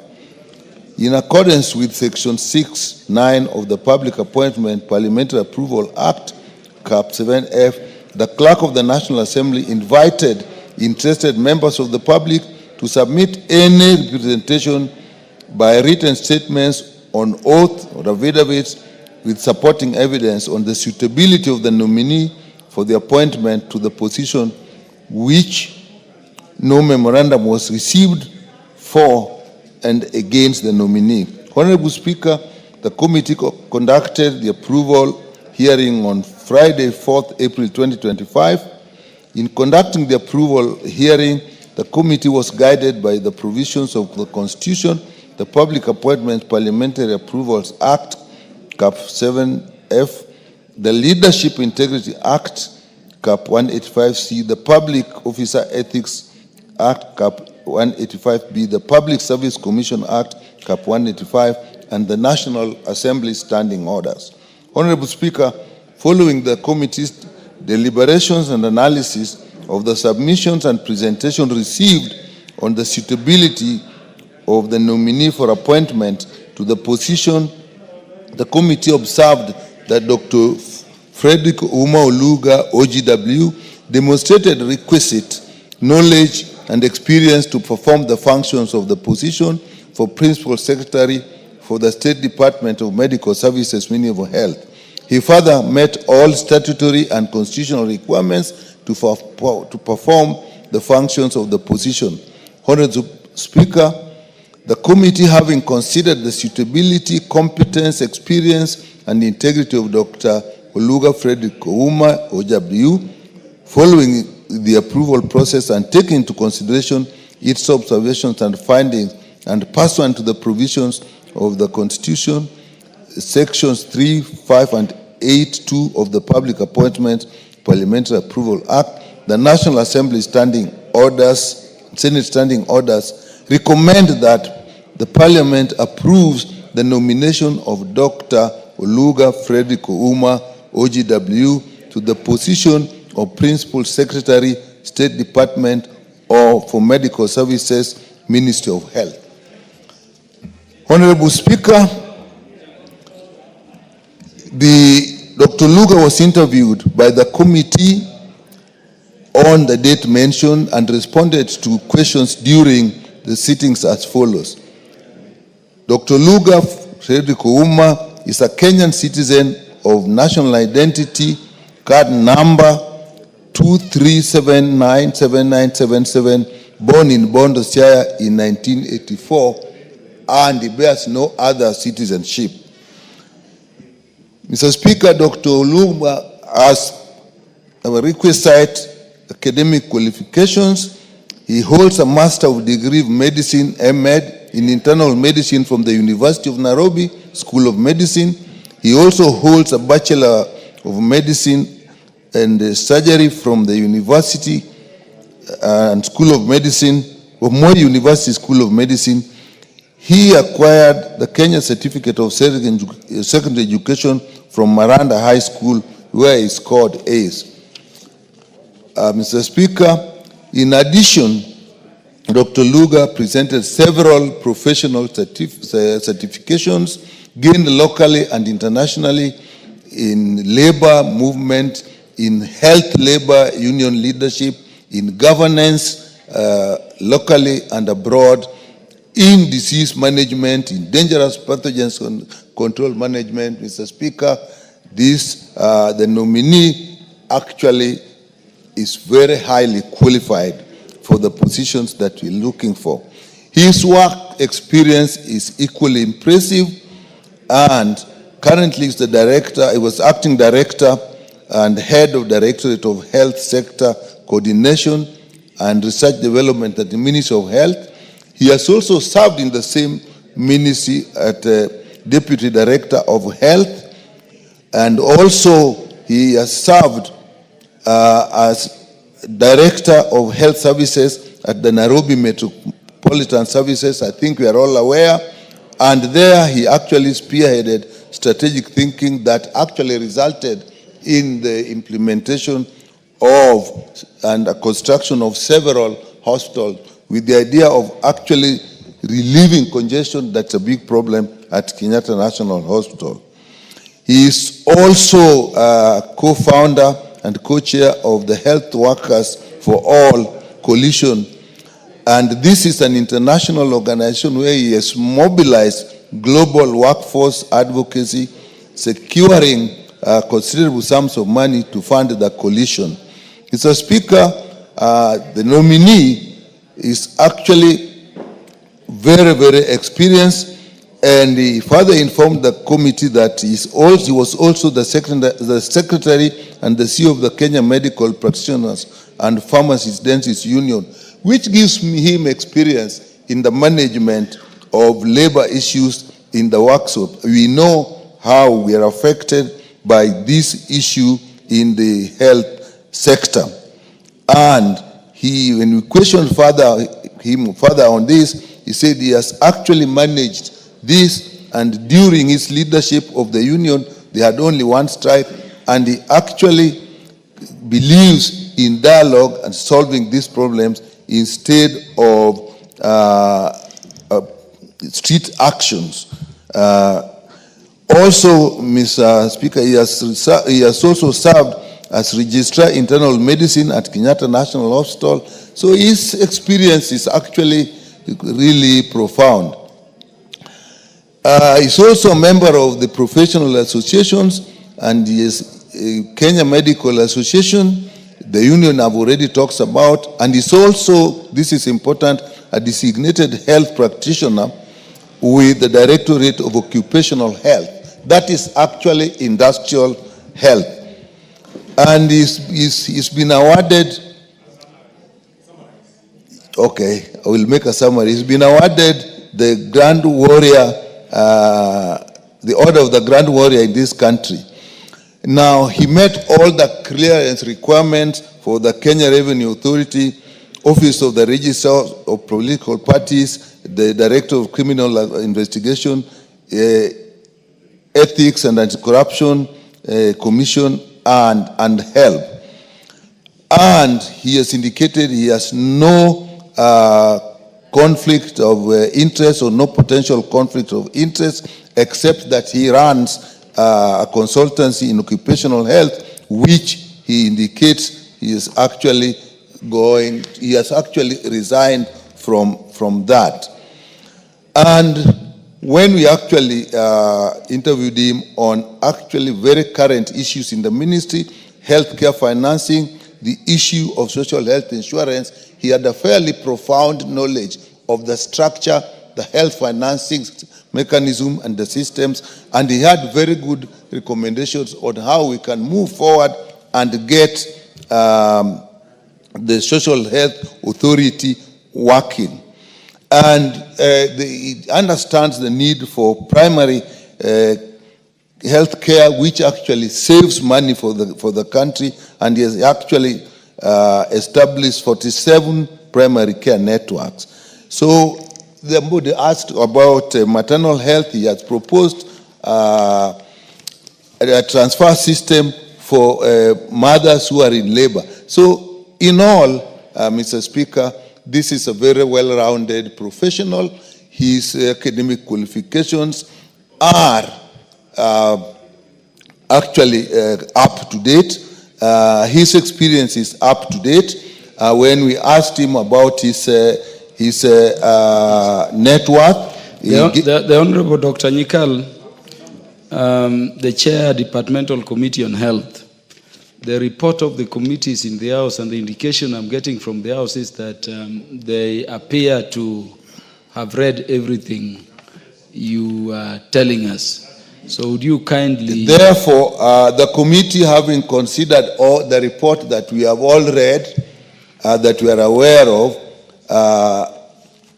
therefore considered the suitability and capacity and integrity of the nominee, and pursuant to Section 2 of the Public Appointment Parliamentary Approval Act, the committee recommends that the National Assembly approves the appointment of Dr. Frederick Ouma Oluga, OW, to the position of Principal Secretary, State Department of Medical Services. And Mr. Speaker, I beg to move and ask Honorable Patrick Munene to second.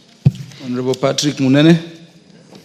Thank you, Speaker. Speaker, I don't want to say so many things after my chairman has gone through the whole report, the committee's report. I will just say three key things about Dr. Oluga. One, Dr. Oluga was a student at Marada High School where he scored a plane. Two, Dr. Oluga has worked with Nairobi Metropolitan Services as in charge of all the services. Three, Dr. Oluga has been a deputy director at the Ministry of Health. in the same ministry he has been appointed. And also Dr. Oluga currently has been a director to the Ministry of Health. So I want to assure Kenyans that we've got somebody who has experience, who knows the ministry. Dr. Oluga has been involved in laying the primary health care networks in this country. All the 47 of them, in all the 47 counties, he was the one in charge in the ministry when all these primary care networks were created. And finally, there's somebody who has been the CEO of the Kenya Medical and Practitioners Union. And most of the times the ministry finds itself in a dark place with the KMPDU. And Dr. Oluga, having been their CEO, having worked with the doctors, he has worked in the union side and he has worked with the executive side as a director in the medical services. So there's a qualified candidate who I'm really sure that will do well for the health of this country. I support, Mr. Speaker. Okay. Honorable members, I propose the question that taking into consideration the findings of the Departmental Committee on Health in its report on the vetting of nominee for appointment as Principal Secretary, State Department for Medical Services, laid on the table of the House on Wednesday, 9th April 2025, and pursuant to the provisions of Article 155(3)(b) of the Constitution, approves the appointment of Dr. Oluga Frederick Ouma, OGW, as Principal Secretary, State Department for Medical Services, Ministry of Health. The Honorable Otiende Amolo.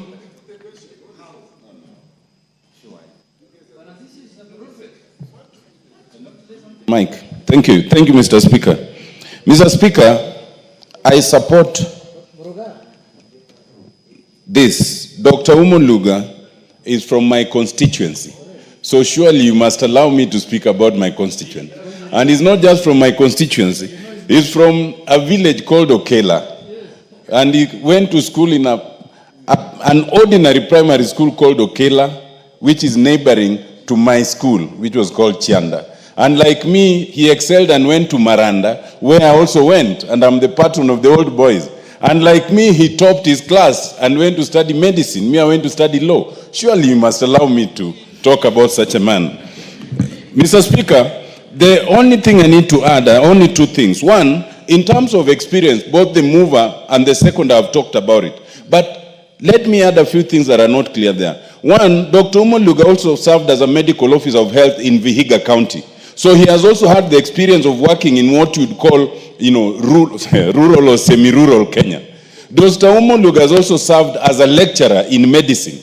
That may not have come out. Dr. Oluga was not only the CEO of the Kenya Medical Dentists and Practitioners Union, but he was also the Secretary General. Now that is important because you will remember in his time, Dr. Oluga led the longest strike of doctors in this country, lasting 1 year. At a time we are having problems with people in that profession, I think none is more suitable than a person like that to bridge that relation between the practitioners and government. But lastly, it is also important to mention that when he was serving as registrar at the Kenyatta National Hospital, he served in the biggest hospital. But more lately, he's been director in charge of the health sector coordination. Now, in that capacity, he has interacted not just with the counties, but also with the partners. And so he knows the terrain. Mr. Speaker, at a time we are having all sorts of issues with SHA and SHIF, none is more suited to help us navigate this conundrum than Dr. Frederick Ouma Oluga. I support, Mr. Speaker. The minority leader. Mr. Speaker, you know, our colleagues on the other side are wondering why we want to contribute. They expect us just to approve. I want to tell them that we want to take pride in the kind of experts we are sending to government as ODM, Mr. Speaker. The kind of people that we are sending to this government, Mr. Speaker, to help this government, Mr. Speaker. Look at the type of Dr. Ouma Oluga, Frederick, Mr. Speaker. Where else could they have found him other than ODM, Mr. Speaker? So that's why I had to take time to speak, because, Mr. Speaker, you know, they may just see it, take it for granted that we are sending people there. We are sending serious people, people of high caliber, people of high standard, Mr. Speaker. And you can see, Mr. Speaker, since the broad-based government started, and we started sending experts to this government, the face of this government has changed, Mr. Speaker. People take this government more serious than any other time, Mr. Speaker. Mr. Speaker, and that I know majority leader will agree with me, because he is part of the mechanics who are bringing this broad-based thing together, Mr. Speaker. The majority leader is playing a big role, Mr. Speaker. He knows, and he normally checks when we bring serious people, and he tells me, Junet Mafundi, that this you are bringing the right people to government. Mr. Speaker, look at what is happening in this government after the broad-based. The government just looking up. Healthcare is being reformed. Education is being reformed. Energy is being reformed. Treasury now. The economy is looking up. The economy, look, the inflation has gone down. The interest rates have gone down, Mr. Speaker. There's a lot of confidence in the economy because of sending an expert like John Badingongo, our former chairman of our party, Mr. Speaker. Mr. Speaker, we have joined these, we have come together in this broad base to help our country, to make sure that our country succeeds. That's why we want to have people like Ouma Luga in the health ministry. And you know, this parliament has changed all the laws pertaining to health. We have brought, digital healthcare, Mr. Speaker. You need serious people now, like Ouma Luga, to handle that thing. Share. Mr. Speaker, I am a very proud man today as a Kenyan. I never thought one day Ouma Luga will get a chance to exercise the kind of knowledge he has, Mr. Speaker. I used to admire him when he was the KPMDU Secretary General, a young man who was self-made, a young man who grew up in this country, participated in every aspect of healthcare in this country. NMS, built hospitals in Kijijis, Mr. Speaker, you remember, when he was the secretary, the PS of NMS, Mr. Speaker. So, Mr. Speaker, I want to urge members to take ODM more serious. We have more experts. If you want more experts, please write to me as the minority leader, and I will take it to Baba Raila Amolo Odinga. We have more experts in law, in healthcare, in engineering, in water, in all kinds of things, Mr. Speaker. We are a think tank full of experts, Mr. Speaker. With those few remarks, Mr. Speaker, I must get the rights to brag, because experts are coming from ODM. What do you mean, Mr. Pokose, Dr. Pokose? Thank you very much. You know, the Honorable Majority Leader takes precedence. Take back your seat. Please, sit down. Take your seat. Take your seat, Honorable Member. The Majority Leader will be heard in silence. Total silence.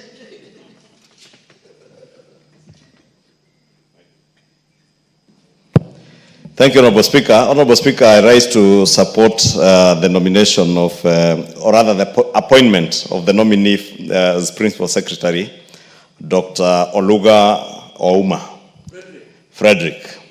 Honorable Speaker, I don't want to get into the debate of whether he's an expert from ODM or not. Dr. Oluga is a Kenyan and a very professional young Kenyan, very competent, and I have known him since his days in the union. And I think at one point he also served at Nairobi City County as a CEC or a chief officer, I can't remember. And he's a man who is very professional. And Honorable Speaker, as much as the Leader of Minority says they are giving experts to this government, these experts are Kenyans.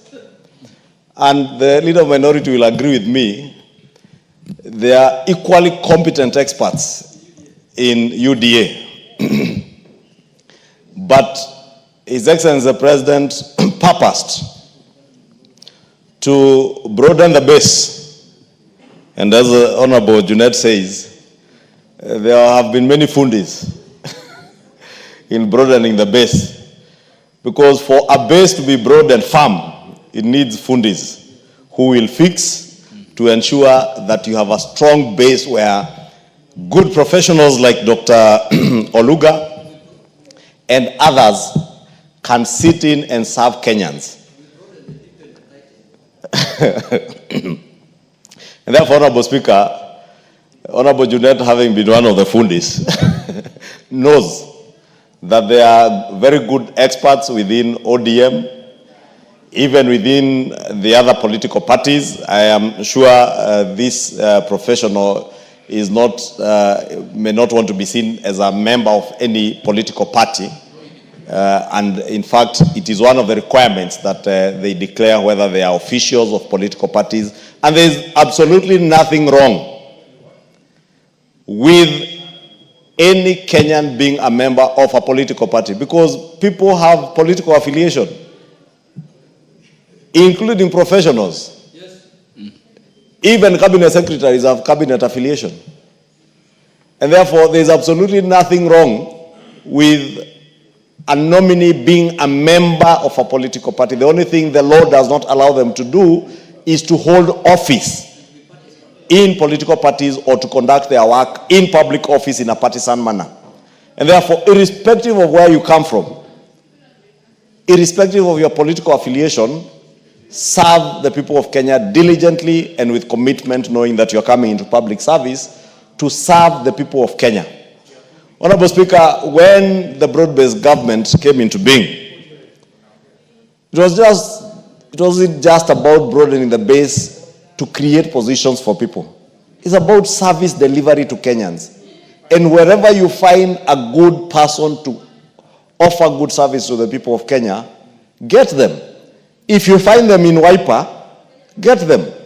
If you find them in ODM, get them. If you find them in UDA where there's a repository of knowledge, equally get them. And equally, those within government who are incompetent have time also to be shown the door. And indeed, I am happy this House has led from the front in showing the door incompetency. Those who have been incompetent, this House has taken action. And therefore, even as we appoint, as we approve these nominees, we want to tell them, show your competence, express your professional good manners in office, work for the people of Kenya, do not work for a region, do not work for a party, work for all the people of Kenya with diligence, commitment, and knowing that in your service in government, you are serving the people who are ultimately the bosses. The appointing authority may be your boss, but ultimately the boss is the people of Kenya, and serve them with commitment. There are challenges, and I am very certain that Dr. Oluga knows the challenges that have been there in the health ministry. I am confident now with Add the majority leader 1 minute to conclude. Thank you, Honorable Speaker. I was saying, Honorable Speaker, I am very confident with the leadership of CS Aden Duale at the helm now at the Ministry of Health. The issues that we have seen in the past, that house being nicknamed Mafia House, Duale and PS Oluga will clean out the mafia. The issues that we have seen, the challenges that have been there with the Social Health Insurance Fund, Honorable Speaker, I am very confident. My predecessor, Honorable Aden Duale, together with Dr. Oluga, have now what it takes to combine the leadership skills and the wisdom of CS Aden Duale and the professionalism and experience of Dr. Oluga to fix what has not been right at Afia House, Honorable Speaker, and therefore support and urge all the members to support. Thank you. Thank you very much. What is out of order, Honorable Pukose? Honorable Speaker, I having allowed the member for Rarieta, who Dr. Omoluka is a village from there, is a villager from that place, and knowing that we still have many other principal secretaries to approve, can I be in order to ask that we approve on Dr. Oluka as principal secretary for health and move to the next approvals, and members can still contribute to those ones. Is it the mood of the House that the mover be called to reply? Yes. Will as many as are of that opinion say aye? Aye. Will as many as are of contrary opinion say nay? Mover, the ayes have it. Mr. Speaker, everything has been said. I reply. Thank you. Order, Honorable Oundo. Freeze there. Honorable members, I put the question that taking into consideration the findings of the Departmental Committee on Health in its report on the vetting of nominee for appointment as Principal Secretary, State Department for Medical Services, laid on the table of the House on Wednesday, 9th April 2025, and pursuant to the provisions of Article 155 3B of the Constitution, this House approves the appointment of Dr. Oluga Frederick Ouma, OGW, as Principal Secretary, State Department for Medical Services in the Ministry of Health. Will as many as are of that opinion say aye? Aye. Will as many as are of a contrary opinion say nay? The ayes have it. Next order. Order number 11, special motion, consideration of a nominee for appointment as Principal Secretary, State Department for Public Service and Human Capital Development. Chairperson, Departmental Committee on Labor, to move. Thank you, Mr. Speaker. I rise to move that, taking into consideration the findings of the Departmental Committee on Labor in its report on the vetting of a nominee for appointment as Principal Secretary, laid on the table of the House on Wednesday, 9th, 2025, and pursuant to the provisions of Article 155, subsection 3, subsection B of the Constitution, approves the appointment of Dr. Jane Keere Imbunya as Principal Secretary, State Department of Public Service and Human Capital Development. Honorable Speaker, following the notification of presidential action nominating Dr. Jane Keere Imbunya for appointment as Principal Secretary, State Department of Public Service and Human Capital Development, and subsequent communication by the Honorable Speaker and referral of the Departmental Committee on Labor, the Clerk of the National Assembly on the 27th March 2025 facilitated placement of an advert in the print media notifying the public on the date, time and place of the approval hearing of the nominee. B, in compliance with section 6, subsection 9 of the In compliance with subsection 6, subsection 9 of the Public Appointments Act, the clerk invites the public to submit memoranda by the way of writing statements on oath on the suitability or otherwise of the nominee.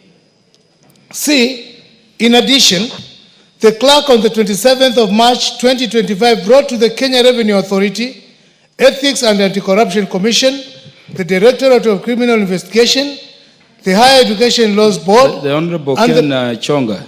Yes. The detailed report of the committee is already on the table and has been distributed to members. Kindly summarize, if possible, go to the resolution so that the House can make a decision. Much obliged, Mr. Speaker. Honorable Speaker, the committee, having considered the nominees' filed questionnaire pursuant to section 6 subsection 8 of Public Appointments Act, her curriculum vitae, and having had oral and submission during the approval of the hearing, of the State Department of Public Service and Human Capital Development, that one, that she is a Kenyan of ID number 3464 5601, born in 1961 in Kakamega, that the nominee holds a doctorate PhD from University of Botswana, Masters of Philosophy from University of Botswana, and a Bachelor's of Education from University of Nairobi. That the nominee is currently serving as a dean in the School of Education and Social Sciences at Kaimosi Friends University. She is having previously served as the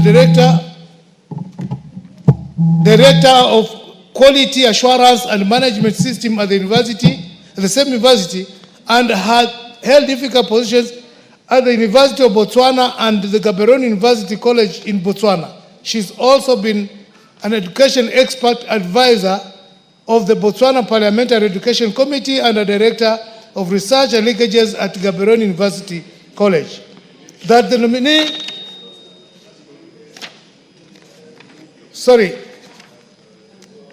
Having conducted the approval hearings pursuant to Section 124, subsection 4 and 155, subsection 3 of the Constitution, Section 3 and 8 of the Public Appointments Act, Cap 7F, and Standing Order 216, subsection 5 and F, the committee recommends that the House approves the appointment of Dr. Jane Keere Imbunya as Principal Secretary, State Department for Public Service and Human Capital Development. Honorable Speaker, I request Honorable James Koyo to second. I beg to move and request. Sorry, I beg to move and request Honorable James Koyo to second. The Honorable James Koyo. Thank you very much, Honorable Speaker. I feel honored to be given the opportunity to support. I am a ranking member of the Labour Committee, and I confirm that the said Dr. Keere Imbunya appeared before us, and we had a rigorous interview. We held a rigorous interview for her, and she proved very suitable, and I believe she will add value to this country when she gets this appointment. And with those few remarks, I wish to support. Thank you. Honorable members, I now propose the question that taking into consideration the findings of the Departmental Committee on Labour in its report on the vetting of a nominee for appointment as Principal Secretary, which was laid on the table of the House on Wednesday, 9th April 2025, and pursuant to the provisions of Article 155 3B of the Constitution, this House approves the appointment of Dr. Jane Keere Imbunya as Principal Secretary, State Department for Public Service and Human Capital Development.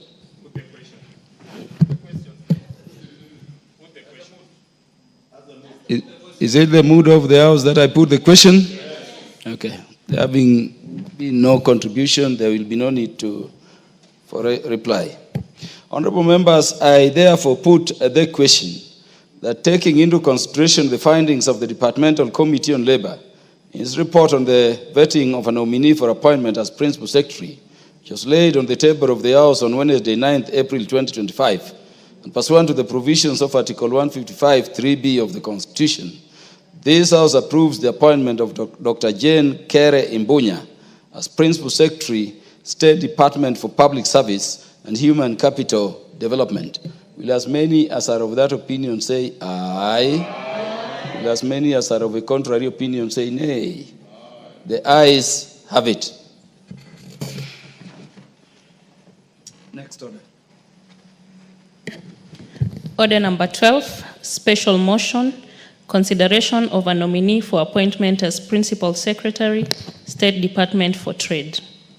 The Chairperson, Departmental Committee on Trade, Industry and Cooperatives, to move. Thank you, Mr. Speaker.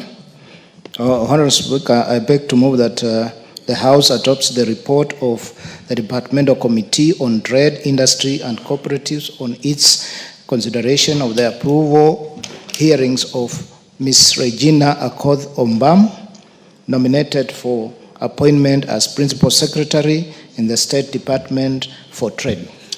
Chair, just go by the order paper.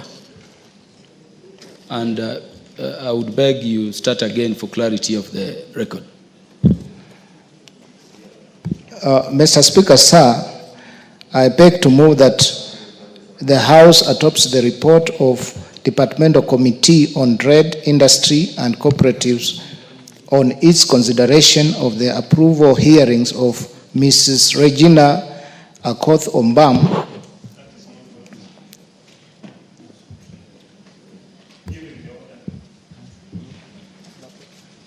Chair, Departmental Committee on Trade, do you have the order paper? Yes, I have the order. Please move as per the order paper now. Honorable Speaker, I wish to move that taking in consideration the findings of the Departmental Committee on Trade, Industry and Cooperatives in its report on the vetting of nominee for appointment as Principal Secretary, State Department for Trade, laid on the table of the House on Wednesday, 9th April 2025, and pursuant to the provision of the Article 155(3)(b) of the Constitution, approves the appointment of Mrs. Regina Akoth Ombam as Principal Secretary, State Department for Trade.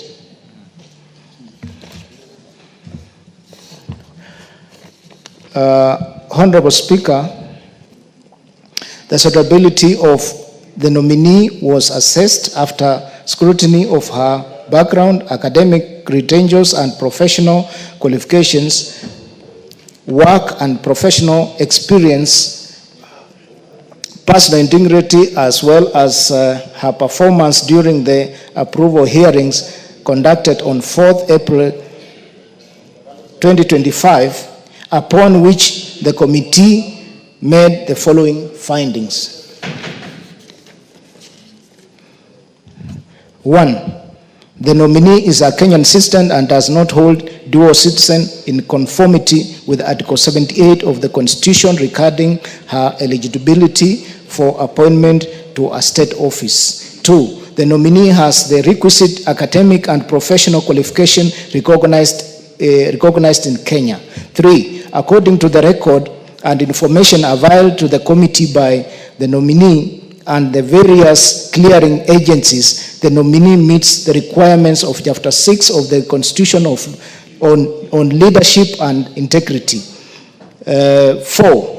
In accordance with Article 77(2) of the Constitution and the Schedule of the Public Appointment Parliamentary Approval, Cap 7F, the nominee does not hold office in any political party. 5. The nominee is compliant with Article 75 and 76 of the Constitution on the conduct and financial property of state officers. She indicated the non-existence of potential conflict of interest and committed to declare any should it arise. The committee did not receive any written statement on oath contesting suitability of the nominee as required under Section 6(9) of the Public Appointment Parliamentary Approval Act, Cap 7F. The committee exercised due diligence and conducted vetting bodies for confidential information but did not receive any adverse report on the nominee. 8. The nominee demonstrated knowledge of topical, administrational, and technical issues touching on government and the specific sector has been nominated.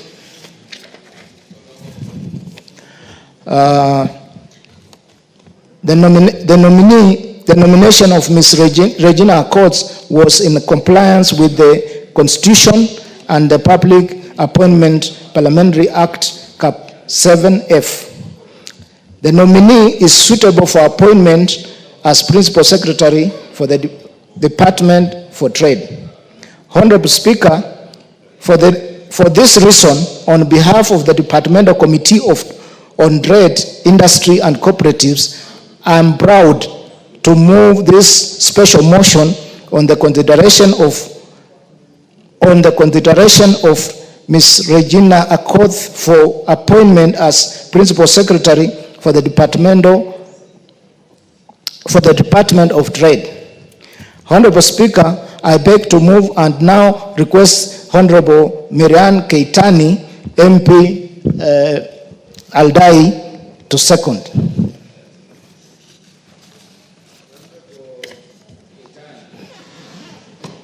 Thank you, Honorable Speaker. As I stand to second the nomination of Regina Obam as a for the State Department as a PS State Department for Trade, I would wish to also state that the State Department for Trade, our Kenya government at this moment is faced with a lot of challenges in the trade sector. More specifically is the recent ban on tea in Sudan and issues to do with trade with the US, the AGOA agreement coming into force, and coming to an end with a possible renewal, and many other trade agreements that we are looking at passing, as considering also that we have the EU trade agreement that is already in force, and we require the State Department to actualize that trade agreement and ensure that the Kenyan public benefit from the trade agreements that are already in place, and to ensure that the trade between Kenya and other countries is actually upped. Listening to her experiences, we are very excited that she should be able to meet the task. She's up to the task, and I think she will carry this country forward in terms of getting us to a better level in terms of trade between Kenya and all other countries, whether internal and external trade. I support. Thank you. I second, sorry. Thank you, Chair. Honorable members, I propose the question that, taking into consideration the findings of the Departmental Committee on Trade, Industry and Cooperatives in its report on the vetting of nominee for appointment as Principal Secretary, State Department for Trade, laid on the table of the House on Wednesday, 9th April 2025, and pursuant to the provisions of Article 155(3)(b) of the Constitution, this House approves the appointment of Ms. Regina Akoth-Ombam as Principal Secretary, Department for Trade. The Majority Leader takes precedence. Majority Leader. Thank you, Honorable Speaker. Honorable Speaker, I rise to support the appointment of Ms. Regina Akoth as a Principal Secretary in the State Department for Trade.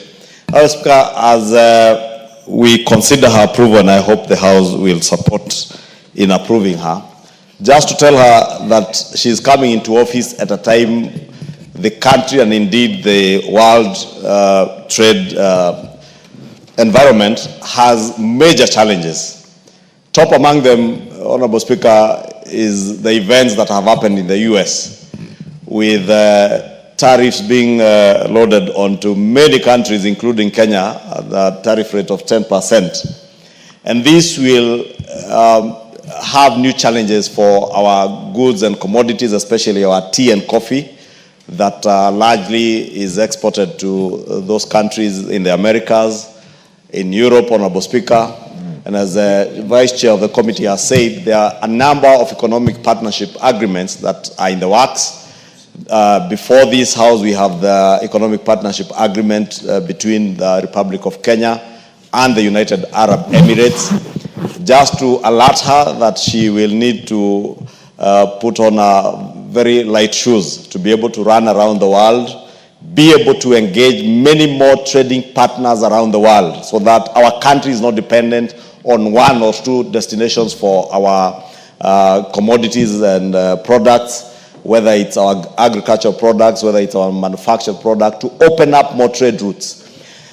Opportunity, Honorable Speaker, lies within the African continent, and encouraging more countries to sign up to the African Free Continental Trade Area is one of the quick wins that we can get, and I do hope that Ms. Regina will be able to move with speed and be able to encourage many more African countries to open up their boundaries for our goods to be able to access the very huge potential that lies within the African continent, Honorable Speaker. Even as we look at countries out there, we may not have the muscle to flex with those who are imposing tariffs like the US on our products, Honorable Speaker, because we largely depend on many of them even for our tourism sector.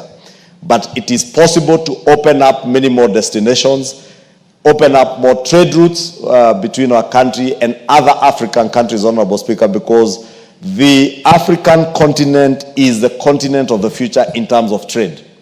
We are the continent with the youngest age in terms of population that is productive, population that can produce and consume.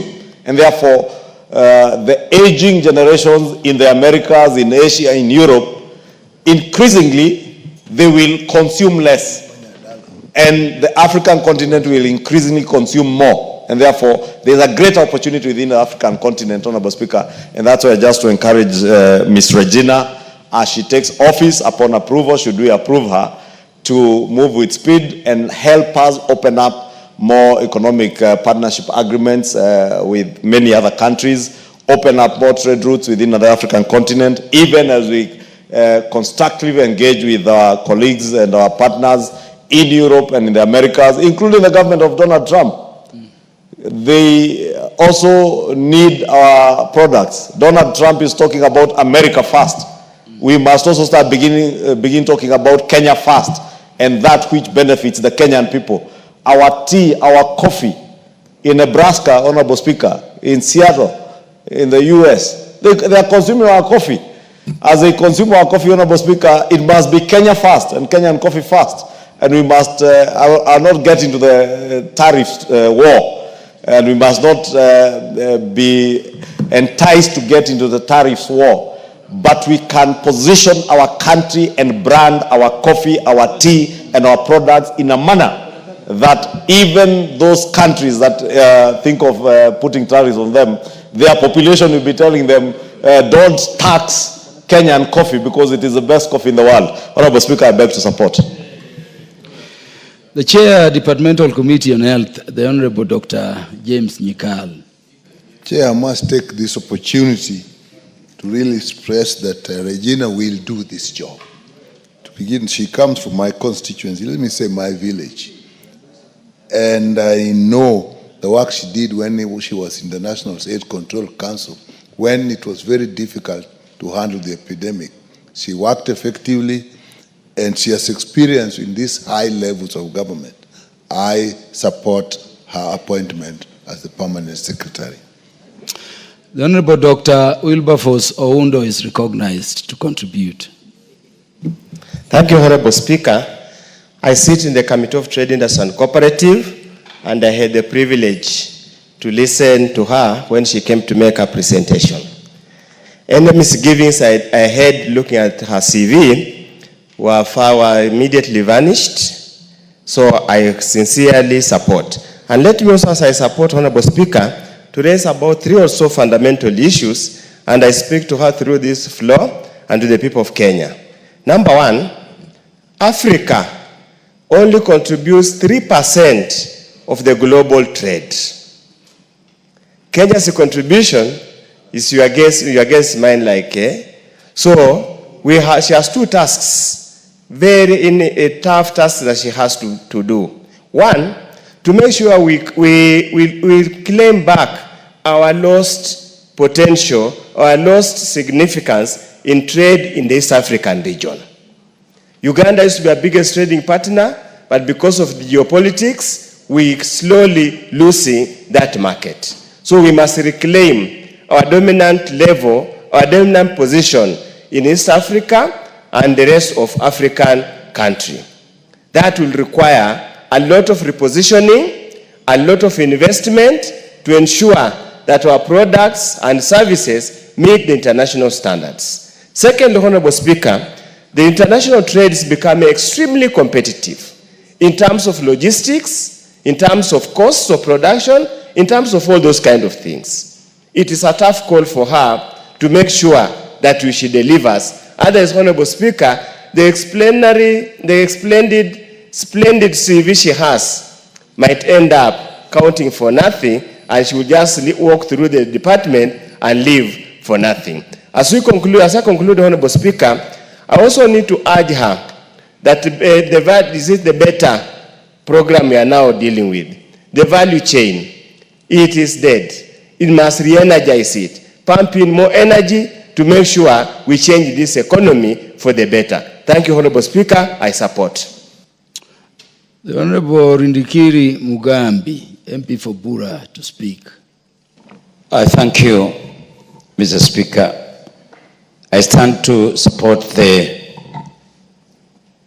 nomination and confirmation on Ms. Regina as the PS for Trade. Mr. Speaker, the task at hand is quite enormous because we know where we are coming from and more so where Kenya is going. In the attempts of the government to transform the economy of this land, we need a lot of coordination between different sectors.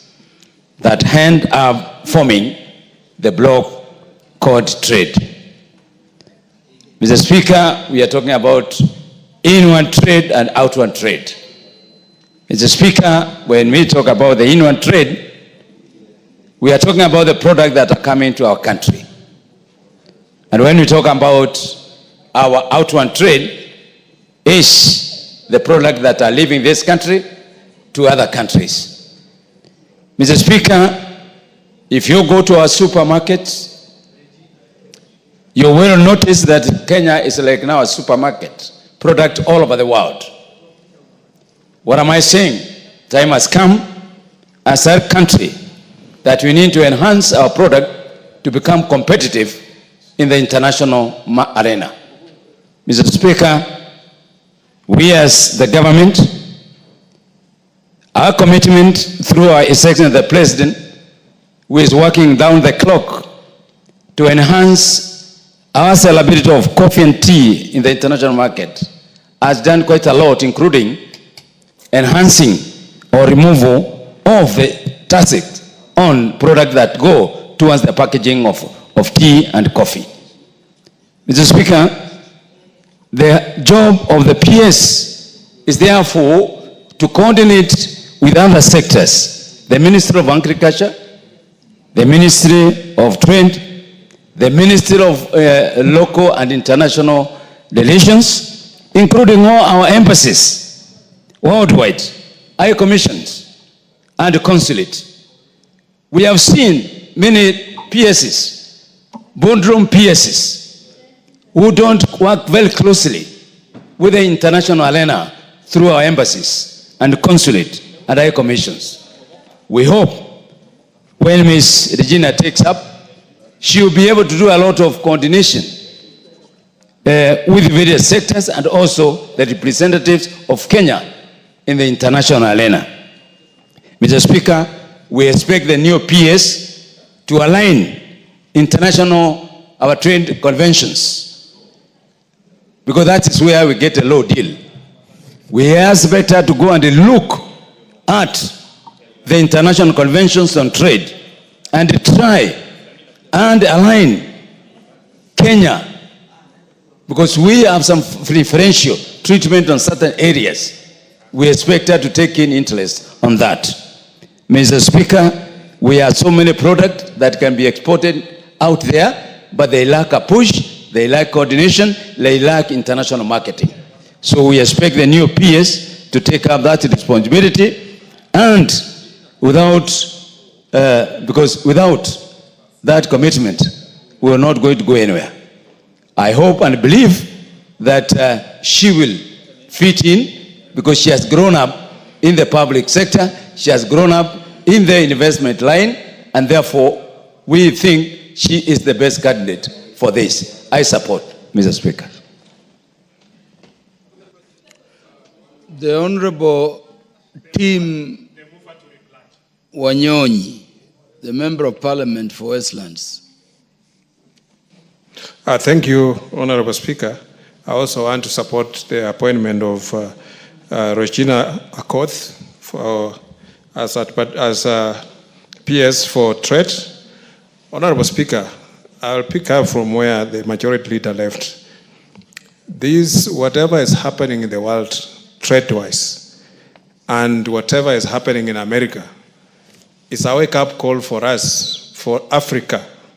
Africa must now wake up and start trading among ourselves. We can now find our market in Africa.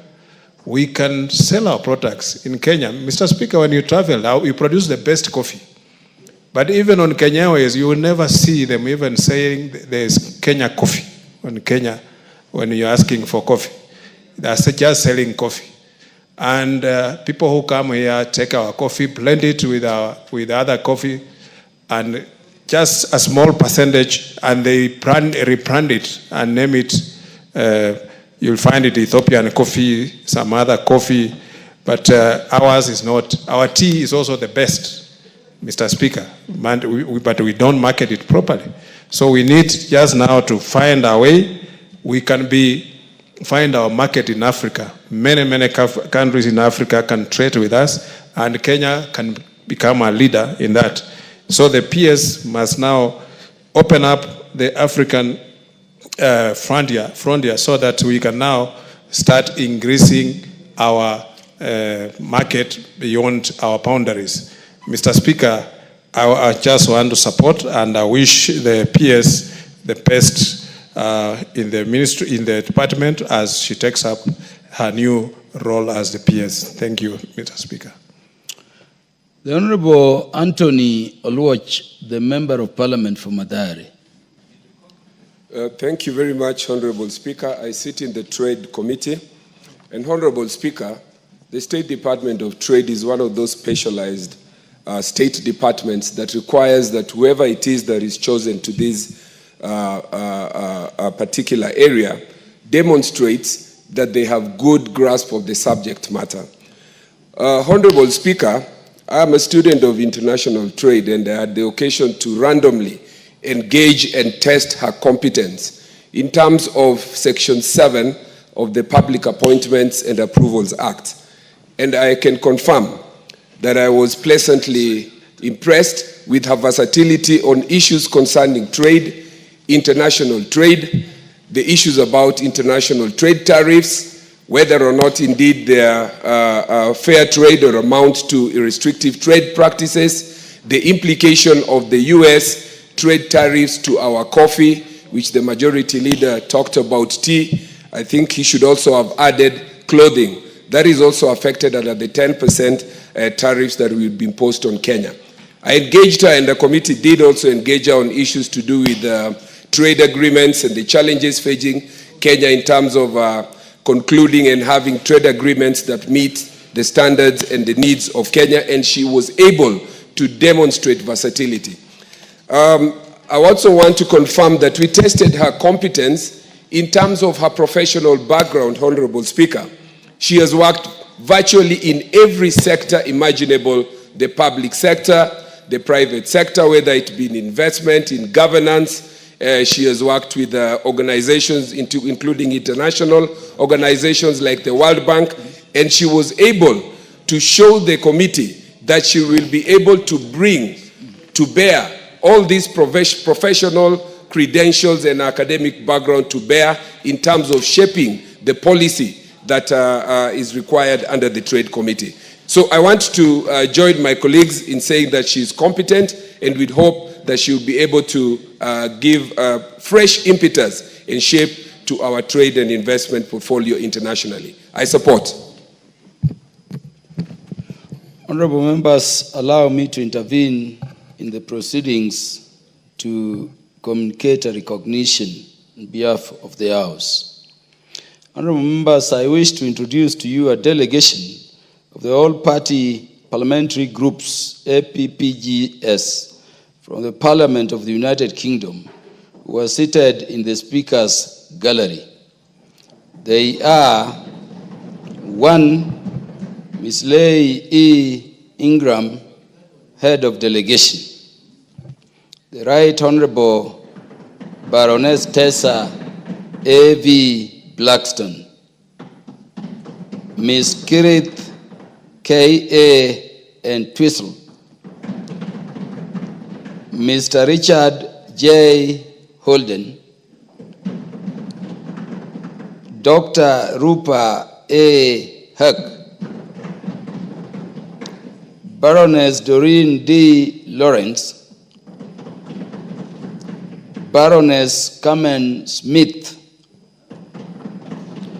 Ms. Kim M. Johnson, and Ms. Ann Meet Jabi. The delegation is accompanied by 3 members of staff. Honorable members, the delegation being hosted by the Parliamentarians for Global Action Kenya chapter is on a visit to our parliament to gain insights on the legislative processes, the architectural heritage of the buildings, and the overall functioning of both the House of the Senate and the National Assembly. Honorable members, on my own behalf, And on behalf of the National Assembly, I welcome them to Parliament and wish them a fruitful visit. I thank you. And this communication is delivered on behalf of the substantive Speaker of the House, the Right Honorable Dr. Moses F.M. Wetangula, EGH, MP, Speaker of the National Assembly. Thank you very much and welcome to the House.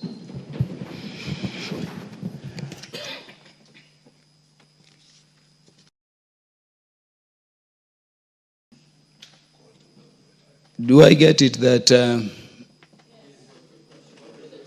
Yes, the Honorable Commissioner Mishimboko.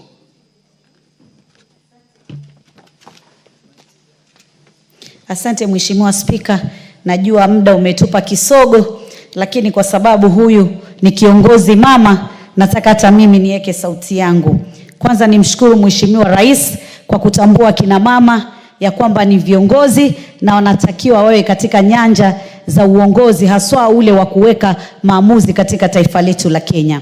Na niweze kusema dadangu Mheshimiwa Regina ni mama ambaye katika tajriba ya kielimu amefuzu katika viwango vya juu sana.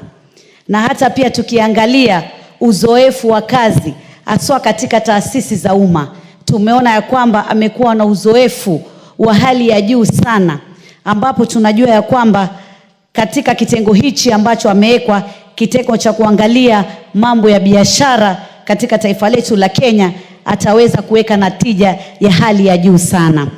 Kwa sababu jana tulikuwa na Judy Pareno kama mama, leo tumemzungumzia Jane Kere kama mama, na tunamzungumzia Regina Akoth.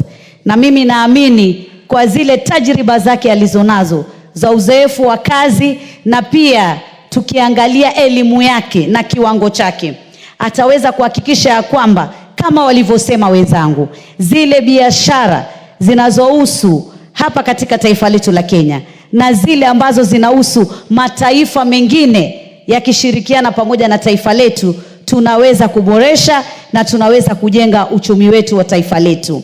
Na pasi na kuwa tutazingatia ya zile biashara ambazo ni za kiulimwengu, pia tuweze kujua katika taifa letu la Kenya kuna biashara nyingi sana na kuna mambo ya biashara mengi. Haswa sasa pia tukiangalia kuna ile Kiingereza tunasema special economic zone, ama zile sehemu ambazo zimetengwa ili tuweze kupata biashara za kuboresha uchumi wa taifa letu la Kenya na kuweza kujenga ajira kwa vijana wetu wa taifa la Kenya. Kwa hivyo nasema ataweza kushirikiana pamoja na waziri, yeye akiwa kama katibu mkuu, watashirikiana na waziri kuona ya kwamba hizi biashara zimeboresha uchumi wetu na zimejenga ajira, ndiposa tusiweze kuwa na dukuduku hili la vijana wetu wachanga wanaosema ya kwamba Kenya hakuna ajira, hivyo basi kwenda katika mataifa tofauti tofauti. Pia vile vile tunaona ya kwamba katika wizara hii ambayo inahusiana na mambo ya biashara, pia inashikana na biashara ya mambo ya viwanda. Hivyo basi najua katika mambo ya kushirikiana kule pwani tuna viwanda ambavyo tungekuwa na biashara kubwa kubwa, kama kiwanda cha mnazi, kama kiwanda cha korosho, kiwanda cha biksa. Vikiwa pale pia tutaweza kupata biashara kubwa ya kuweza kupeleka korosho nje na kuweza pia kuboresha ile korosho katika kuwa na kuweza kutengeza bidhaa tofauti tofauti ambazo pia zitaweza kuleta fedha katika taifa letu la Kenya. Kwa hivyo mimi mheshimiwa, nataka niseme ya kwamba mbali ya kwamba tunaangalia mambo ya kimataifa, hapa kwetu Kenya pia aweze pia kuwapatia naswaha makundi haya ambayo tunasema makundi yaliyotengwa ama makundi ya kuzingatiwa, kama kina mama, kama vijana, kama wale walio na ulemavu, ili wakati wamechukua fedha kupitia vyama vya ushirika, yani ile tunasema cooperative ama zile SACCOs, wawe wataweza kupatia naswa na mwelekeo ya kwamba ni biashara gani ambazo wanaweza ekeza ili waweze kufaulu katika kujijengea ajira na katika pia kujenga uchumi wa taifa letu la Kenya, ili Kenya iwe ni Kenya ambayo imenawiri na itoke kuwa katika mataifa maskini iingie katika yale mataifa yaliyobebea. Mheshimiwa Spika, kwa sababu ya muda, mimi nataka niunge mkono na niseme, Mheshimiwa Rais, kwa mfumo huu uliofuata katika kutupatia makatibu wa taifa la Kenya na ukahakikisha kina mama wamepata nafasi inayofaa, tunakuomba pia wakati unatengeza mabaraza ya mawaziri ama unafanya mabadiliko yoyote, utumie mbinu hino na utumie mwendo huno wa kuhakikisha kwamba kina mama wameweza kupata nafasi shawia na kina baba, kwa sababu taifa la Kenya linataka uongozi wa kina mama na uongozi wa kina baba, ndiposa tutaweza kufaulu. Asante sana Mheshimiwa Spika.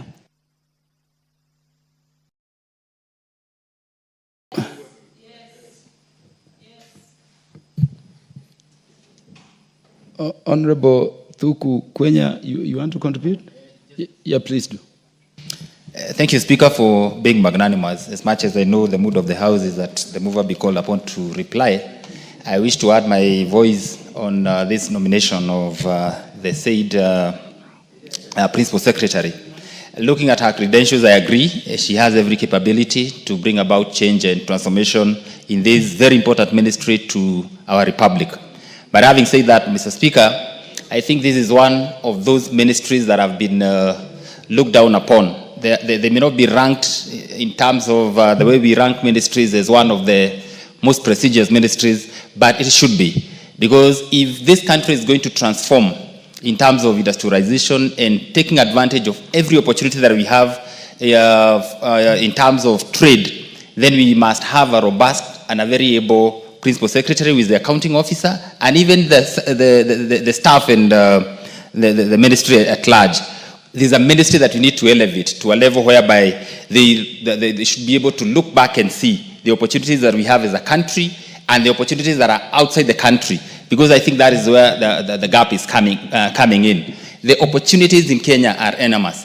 And I want to give an example of an industry that is neglected, and we keep thinking that the market that we have or the produce that we have is just sufficient for the Republic, and that is the dairy industry. I happened to make a visit to Qatar. Qatar is a desert, as we all know, but in terms of dairy industry, they have one mega dairy farm where they have a cattle population of about 4,000 dairy cattle. 400,000, yes. Their production per day is about not less than 25,000 liters per day. That means then that the capacity that is within, they do not have even the feeds. They import their feeds from Brazil, and we have the capacity here to grow feeds for export. I don't know what the Ministry of Trade is doing in terms of looking at the opportunities out there. You can imagine the distance between Qatar and Brazil, but that's where they're getting their feeds. Yet Kenya is just about 6 days travel via water to Qatar if we were to get into such kind of space. I wish that the new cabinet secretary or the new principal secretary looks into our capability and exploit the same, so that then we elevate this country to the next level. Finally, Mr. Speaker, we also have an issue to do with industrialization. We have passed laws in this house so that then we encourage local manufacturing, value addition and all. But in terms of pulling investors so that then they invest in that space, we have good laws, but I don't think that the ministry is doing enough just to pull investors so that then they can leverage from good laws that we have and the opportunity that we have, so that then we have industries here and create employment for thousands of young men that we have in this country. Thank you, Speaker, for the opportunity. The Honorable Dorothy Ikiara sat in the House patiently from 2:30. You want to contribute to this? Please do before we put the questions. Thank you, Honorable Speaker. Honorable Speaker, I too wish to join my colleagues in congratulating this lady, Regina Accord, for the very, very prominent appointment that she is getting in the Ministry of Trade as the PS. Honorable Speaker, I want to say a very big thank you to His Excellency, the President of the Republic of Kenya, for finding it fit to nominate this lady for this prestigious position, And this is a clear manifestation that His Excellency has a lot of trust in the leadership of women. Honorable Speaker, this is a Kenyan, and from what the chair of Trade and Investment Committee alluded to, she is highly qualified for this job, and I want to pray and believe that she will be able to open new frontiers for our country. As much as we have other doors getting closed, she will be able to open other avenues so that we can be able to interact and trade effectively with other countries. Honorable Speaker, I want to single out the trade in coffee, trade in tea, our tea. I also want to believe that as the Meru community, we are going to benefit from our expertise because we have been moving around the country looking for business and where we can sell our miraa, which is a game changer for this country. Honorable Speaker, and I'm sure she will take this up as a first assignment to ensure that she looks for better market for our miraa commodity. Speaker, Honorable Speaker, I want to also state she is a Kenyan and also dilute the feeling that we are rooting for expertise from any party.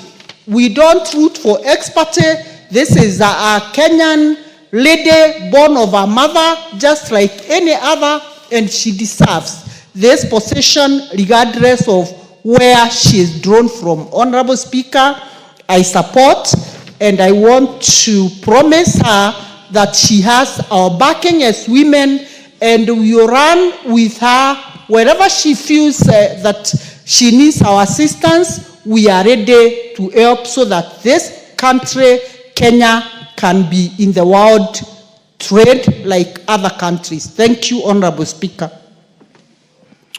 The Honorable Rahim Daoud. Yeah, you are not on this. Yeah, now that there are no more requests, the mover,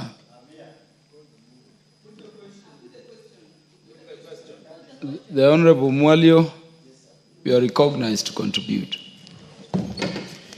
Thank you, Mr. Speaker, for the opportunity that you have given me.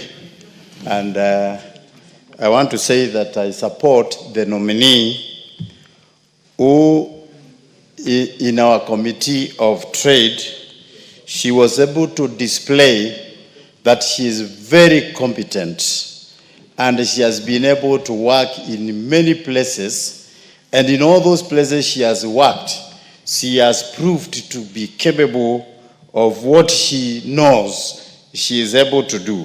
And also she is also very learned. The way we saw her CV, she is somebody who has gone to school and somebody who has done a lot in the side of consultancy, and especially in the consultancy of AIDS Council and also advisory in the Global Fund.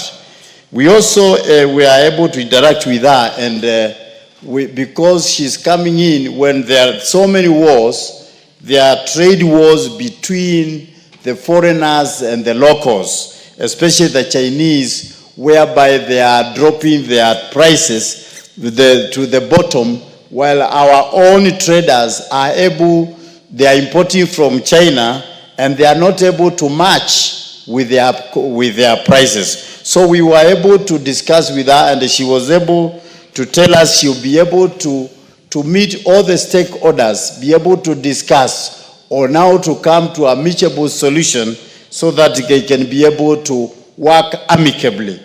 Also, there was the issue of the tariffs that had been announced by the US government that were also being discussed in all the countries. Some countries' tariffs are so high, but ours remains at 10. So she was able to tackle and tell us that she will be able to adapt and be able to ensure and enforce and maneuver ways that to be able to keep our products in US regardless the tariff, and also be able to push for AGOA to be renewed so that we can push as much products as possible. And therefore, I highly recommend the nominee for this job, and I am sure she'll be able to do a lot and help this ministry. Thank you, Mr. Speaker. The Member of Parliament for Kajiado West, the Honorable George Sunkuya. You want to speak to this? No. Yeah, thank you.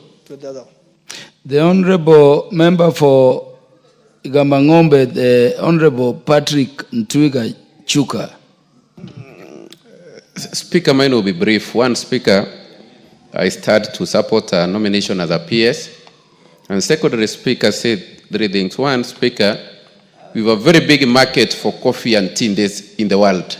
The world over, the market for coffee and tea is so big. When Honorable Muridania was contributing, he mentioned something that is very important. The President has insisted time and again that we have ambassadors who we send out of this country. And when we send them, we want them also to work as our commercial attaches and get a market for our products, not just to sit in embassies and enjoy the fact that they are ambassadors. Secondly, I come from the Greater Meru region, and Mira is a key thing to us. So we wish as he gets market for coffee, market for tea, and market for our products. She considers Mira and get us good market for our product. Thank you, Speaker. I support.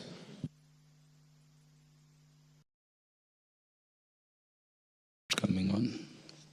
Yeah, there being no further interests in the matter, the mover shall reply. Thank you, Mr. Speaker. Mr. Speaker, I take this opportunity to thank the Trade Industry and Cooperative Committee for doing such a good job. Mr. Speaker, I also want to thank those members who have contributed on this motion.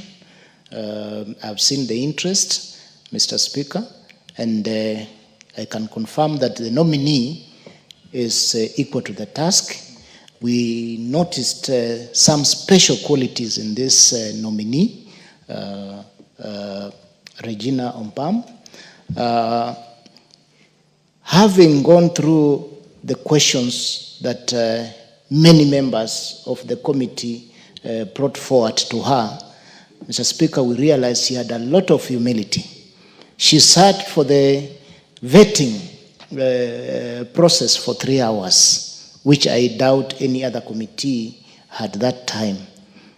She has vast knowledge of different fields, and she has now resigned, Mr. Speaker, from a better paying job to come and serve. Mr. Speaker, her family values cannot be compared to any. And Mr. Speaker, as she displayed her professionalism, and Mr. Speaker, do I have your ear? Mr. Speaker, Mr. Speaker, with those few remarks, now I beg to reply. Thank you.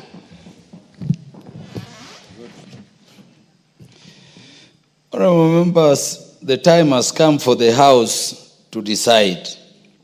I therefore put the question that, taking into consideration the findings of the Departmental Committee on Trade, Industry and Cooperatives, its reports on the vetting of nominee for appointment as Principal Secretary, State Department for Trade, which was laid on the table of the House on Wednesday, 9th April 2025, and pursuant to the provisions of Article 155(3)(b) of the Constitution, this House approves the appointment of Ms. Regina Akoth Ombam as the Principal Secretary, State Department for Trade. Will as many as are of that opinion say aye? Aye. Will as many as are of a contrary opinion say nay? The ayes have it. Next order.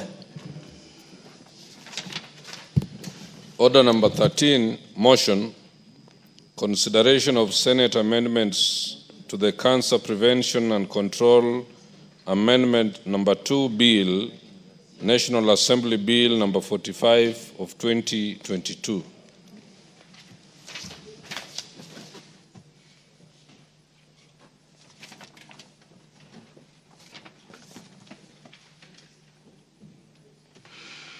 Honorable Rahim Daoud MP to move. Thank you, Mr. Speaker. Mr. Speaker, I beg to move that the Senate amendments to the Cancer Prevention and Control Amendment Bill number 2, National Assembly Bill number 45 of 2022 be now considered. Mr. Speaker, this bill, I want to thank Honorable Samson Cherargei, the Senator, who was the co-sponsor of this bill in the Senate. And Mr. Speaker, they have just made one amendment.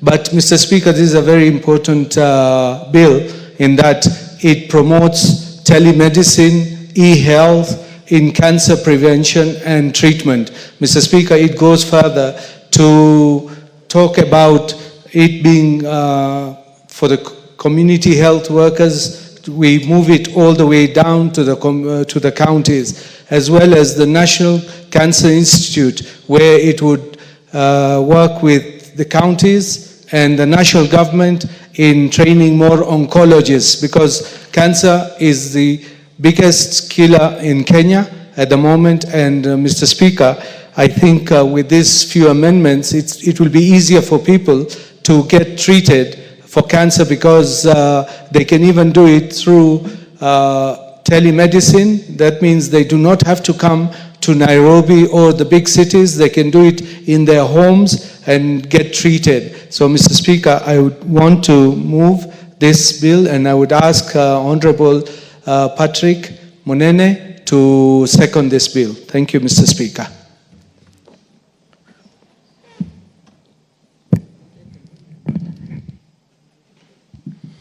Mr. Speaker. Honorable Rahim Daoud, who is seconding the motion?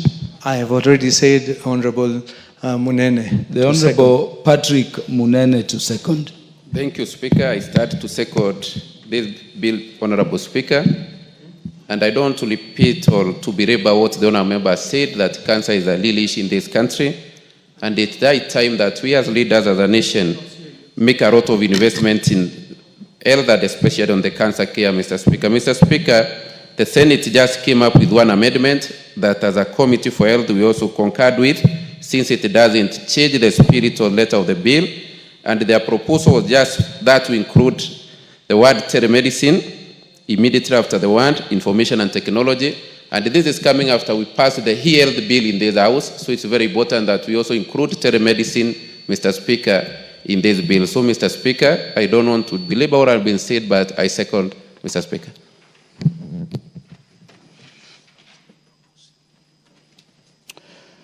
Honorable members, I propose the question that the Senate amendments to the Cancer Prevention and Control Amendment number 2 Bill, National Assembly Bill number 45 of 2022, be now considered.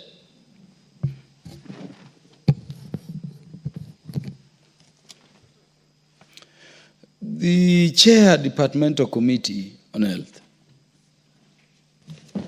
Honorable Speaker, our committee considered the Senate amendments, and it was very small amendments, only adding an E and in definition of e-health and including telemedicine, and that's something that the committee has agreed with, so I support that it be now considered.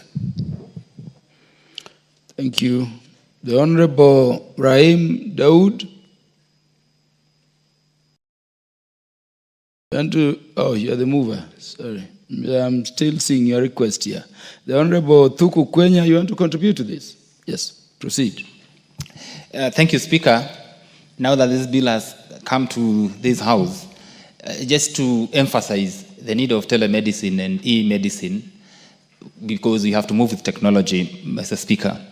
You realize that even with the introduction of SHA, whereby we are having our hospitals interconnected, you'll get a situation whereby a patient in Nyandarua, like in a hospital, engineer hospital, where they'll be taken X-rays, MRIs, but the doctor who is supposed to treat maybe somewhere in Nairobi, patients may not be required to travel all the way to Nairobi to come for treatment.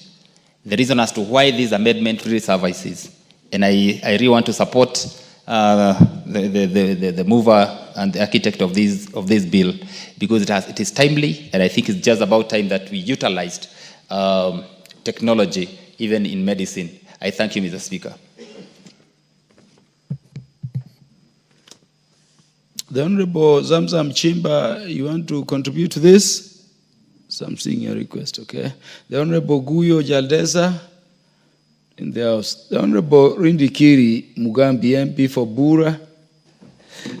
Thank you. I think this is a very important thing, particularly, Mr. Speaker. I come from Meru, and the cost of treatment of cancer is quite high. Meru, we are second in cases of cancer in this republic, and many people really struggle to get treatment for cancer. Treatment, the cost of treatment for cancer itself, and also even the cost of moving from one place to the other, and the inconveniences that it causes to the patient and the families of the patient. The Speaker, we cannot be left behind, because there are so many countries that are practicing telemedicine.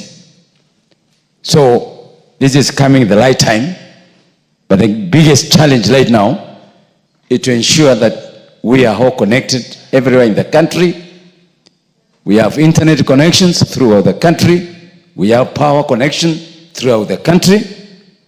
And I'm not shy to mention that what the government is doing now, particularly market centers, and so many areas where they are connecting the country in terms of internet, so that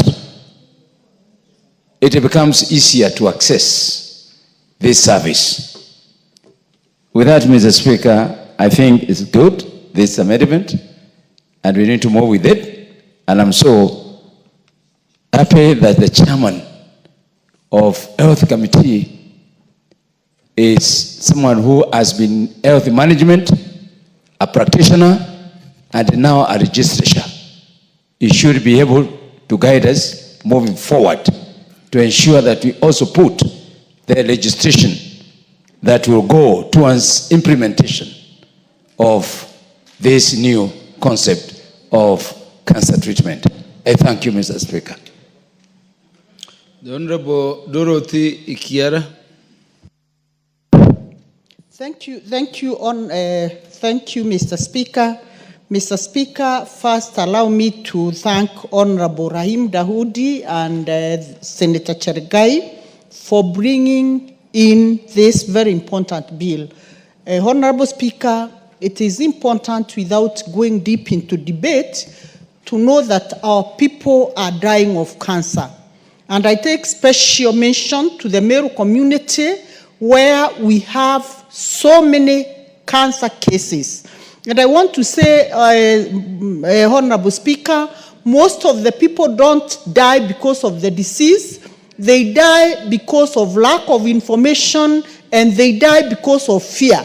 Out of fear, because one, the cost of treatment is so high, and when one is told you have cancer, it normally sounds like a death sentence. Honorable Speaker, this bill is aiming at demystifying that and ensuring that our people get renewed hope with the trust that technology will be able to sort them out. And this is why I'm particularly very impressed by the telemedicine and the e-treatment that is in the market. We leverage on technology. We also don't forget that prevention is more important than even the curative part of it. So if we can use the community health workers to be able to inform people and give them enough knowledge on what to look for, then, Honorable Speaker, I'm sure our people will go a long way in getting saved from this menace that is clearing our people. Honorable Speaker, I therefore want to say this is a very important bill, and how I wish that it can reach the stage where now we can comfortably say we are able, if not to completely eliminate cancer, we can be able now to handle it using technology, and our people can live a life without fear. Thank you, Honorable Speaker. The Honorable Dr. Naomi Wako, Member of Parliament for Marsabit. Thank you, Honorable Speaker, for allowing me to add my voice to this very important motion on consideration of Senate amendment to the Cancer Prevention and Control Amendments Bill number 2, Bill National Assembly Bill number 45 of 2022. Honorable Speaker, I stand to support this because prevention is better than cure, and we know very well that cancer is affecting many, many Kenyans, and I'm sure in every family today, you are either affected or one of your loved ones has been affected. Cancer is a disease that is taking away lives, and again, a disease that is also making people poor because the treatment is quite expensive, and especially those people who come from Marsabit. Marsabit, the number of the people who are suffering from cancer and who have died of cancer, and the potential people who might get cancer are so many. And that is why today I am here to support any support that we can give so that those people who I have termed as potential, because any one of us can get cancer, God forbid, but any one of us can get, but it is good for us to pray that no more Kenyan will get cancer, because the treatment is expensive, the disease itself is tough, and also very painful, both for the person who is already who has already cancer, and even for the caregivers. Honorable Speaker, if we can give a lot of attention to prevention, and we come up with these amendments that can put measures in place so that young people and even older generation can be prevented, so that we adapt a good lifestyle, we get the right medication, we get the checkups in time, and make sure that any small sign can be treated and we overcome it, then, Honorable Speaker, that can really help us. And I'm just saying that I want to support it, and support it so that Kenyans can be helped through this amendment and we overcome this serious disease that is affecting many Kenyans in many parts of this country. Thank you. The mover can now reply. Zamzam, you want to speak to this? Sorry, mover, let us allow Honorable Zamzam Shimba to contribute. Asante sana Mheshimiwa Spika. Na mimi niweze kumpongeza ndugu yangu Rahim kwa kuleta huu mswada ambayo unakusudia wale ambao wanaugua maradhi ya saratani waweze kupata matibabu katika teknolojia ambayo ni mpya. Ndugu yangu Rahim, najua katika sehemu yenu haswa Meru mna wagonjwa wengi wa kansa, na licha ya kuwa umeleta hii kama msaada kwao, na nikupongeze na niwaambie watu wa kule kuwa tumepata kiongozi ambaye ni kiongozi anayewajali sana. Pongezi sana ndugu yangu Rahim. Lakini pia tuangalie katika zile causes ama yale ambayo yanasababisha hizi saratani, Mheshimiwa Spika. Na kuna wakati tulizungumza hapa juu ya product ama chemical ambayo inaitwa cathane na cathinone ambayo inatokana na mmea wa miraa, Mheshimiwa Spika. Na mimi nimeona hata Mombasa County watu wengi ambao wanakula miraa, ndugu yangu Rahim, wameathirika sana na maradhi ya kansa kwa sababu ya ile chemical, sio kwa sababu nyingine. Wajua tuzungumza mambo ya afya, tuambiane ukweli. Tukiweza kuficha sababu ya kansa, Kenya nzima itaangamia. Hii kuleta teknolojia ya matibabu ni nzuri, tunasema asante sana, lakini kuzuia ina ubora zaidi kuliko kutibu. Kwa hiyo pia waangalie ile intake yao ya yale mambo mengine ambayo tunazungumza, mmea miraa na hizo zingine wapunguze, manake hii ndio sababu kubwa kule Meru. Manake umeona nyinyi wenyewe mmezungumza kule iko sana, na iko sana kwa nini? Huu mmea unapandwa huko sana, na makemikali mengine ambayo pia tuwala kwenye vyakula kina mama wanapata. Kwa hiyo hii mimi na support hii teknolojia iweze kusaidia na kutibu akina mama haswa wazee. Mambo ya kansa tuimalize kabisa katika taifa hili. Mheshimiwa Spika, waambiwa mficha uchi hazai. Mficha uchi hazai, Mheshimiwa Spika, na ndio maana tunaambiana hata kama kwetu ingekuwa ipo ningesema kwetu sababu kubwa ni kitu fulani, Mheshimiwa Spika. Kwa hiyo nakupongeza Rahim, na ukirudi mashinani waambie wapunguze kidogo ili tuweze kukata kabisa huu ugonjwa wa kansa. Asante sana Mheshimiwa Spika. The Honorable Kimani Kuria, Chair, Departmental Committee on Finance and National Planning. Asante sana Mstahiki Spika. Naweza kuendeleza tu mahali ambapo mwenzangu Mheshimiwa Zamzam alipoachia. Na langu ni kumpongeza ndugu yangu Mheshimiwa Rahim kwa sababu ya kuleta mapendekezo haya, ambapo ameweza kuunganisha maneno ya teknolojia katika matibabu ya ugonjwa wa saratani.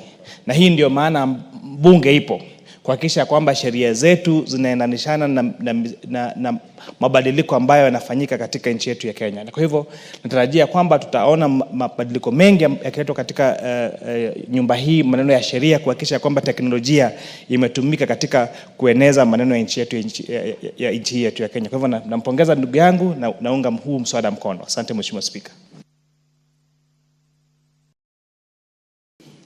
And Honorable Kimani Kuria, I can confirm why you are addressing the nation in the house in Kiswahili. The mover, please do reply.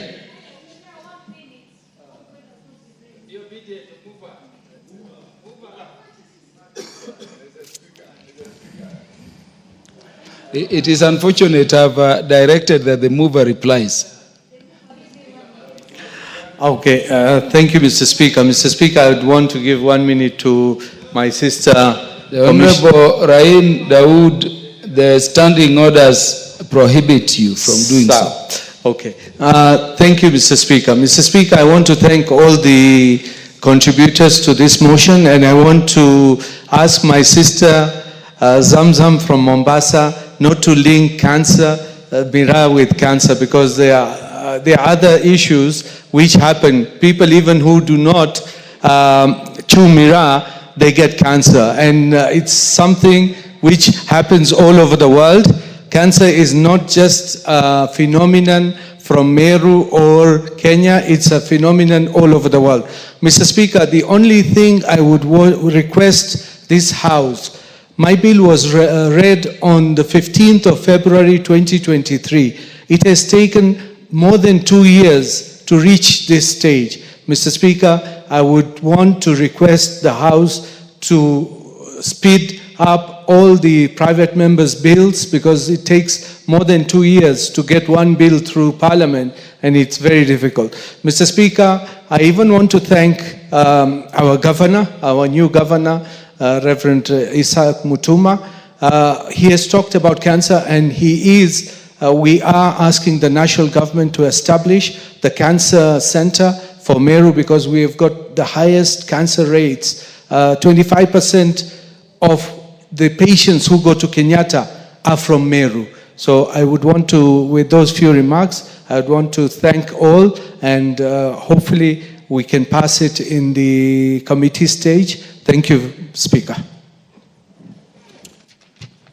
Honorable members, I now put the question that the Senate amendments to the Cancer Prevention and Control Amendment number 2 Bill, National Assembly Bill number 45 of 2022, be now considered. Will as many as are of that opinion say nay? Aye. Aye. Will as many as are of a contrary opinion say nay? The ayes have it. Next order. Order number 14, Committee of the Whole House. Honorable members, this is a very quick one. I'm grateful for your patience. I would request we all stay in.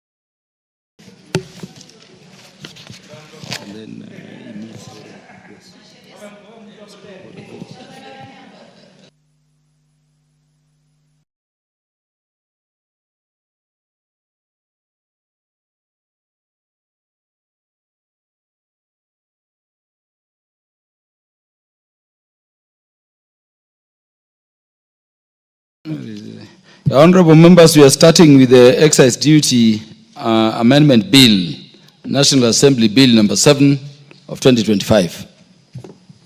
Clause 2. Honorable members, I propose the question that Clause 2 be part of the bill. Mover? Honorable Speaker, Honorable Chair, I beg to move that Clause 2 be amended as per the order paper. Honorable Speaker, this amendment is seeking to correct an unintended purpose that in the amendments of the tax amendment bill that we did in December that gave tariff code of float glass as 7005 and not 7007. I beg to move, Honorable Chair. Honorable members, I propose the question that Clause 2 be amended as proposed.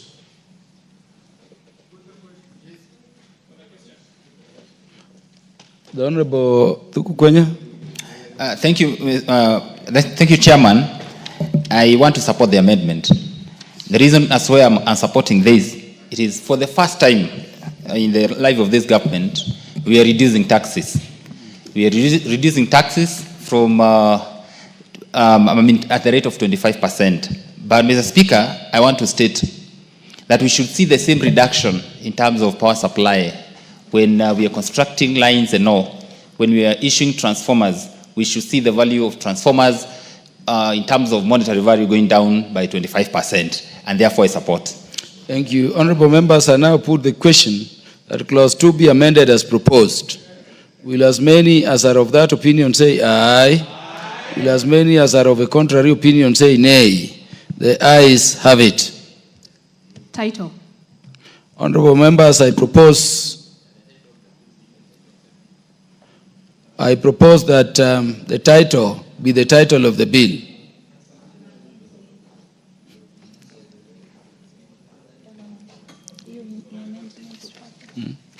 Honorable members, I now put the question that the title be the title of the bill. Will as many as are of that opinion say aye? Aye. Will as many as are of a contrary opinion say nay? The ayes have it. Clause 1. Honorable members, I propose the question that Clause 1 be part of the bill. Mover? There is no amendment. Honorable members, I propose the question that Clause 1 be part of the bill. Will as many as are of that opinion say aye? Will as many as are of a contrary opinion say nay? The ayes have it. Mover? To move reporting. Yes, Majority Leader.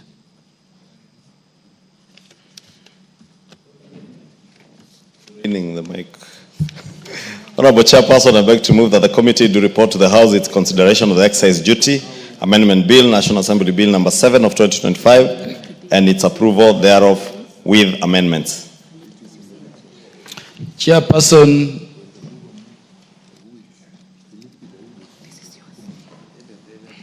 honorable members, I put the question that the committee do report to the House its consideration of the Excise Duty Amendment Bill, National Assembly Bill number 7 of 2025, and its approval thereof with amendments.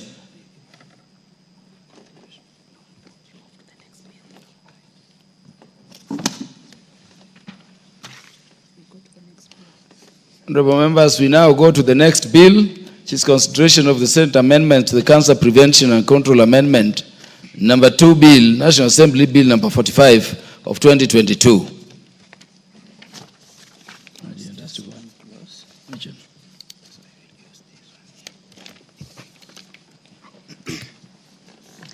Senate amendment to clause 2. Honorable members, I propose the question that the Senate's amendment to clause 2 be now approved. Honorable members, I now put the question that the Senate amendments to clause 2 be now approved. Will as many as are of that opinion say aye? Aye. Will as many as are of a contrary opinion say nay? The ayes have it. Mover to move reporting. Thank you. Honorable Chairperson, I beg to move that the committee do report to the House its consideration of the Senate Amendment Bill, Senate Amendment to the Cancer Prevention and Control Amendment Bill number 2, Bill number National Assembly Bill number 45 of 2022, and its approval thereof with amendments.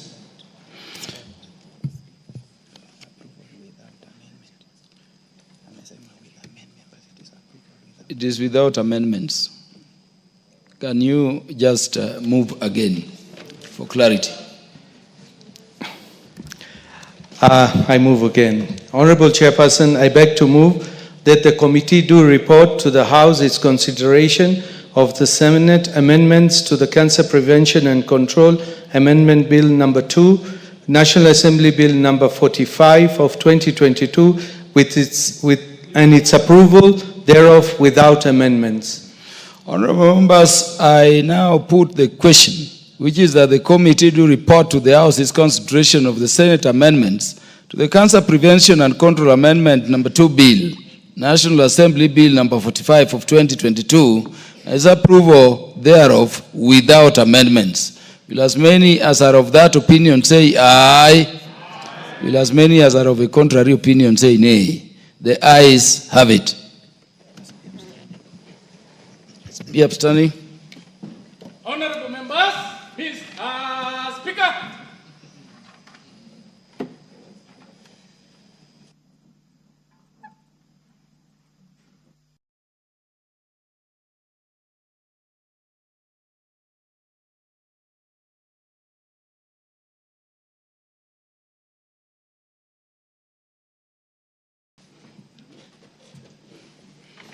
Where are we going to?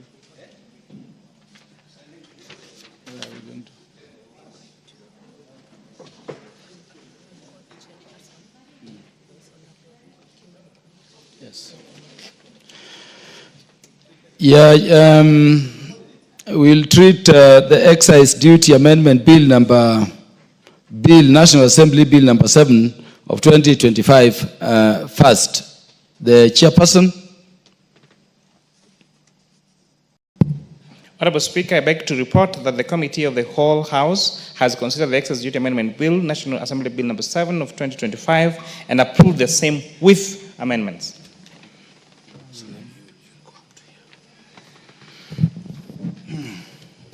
Honorable members, I propose the question that this House do agree with the report of the Committee of the Whole House on its consideration of the Excise Duty Amendment Bill.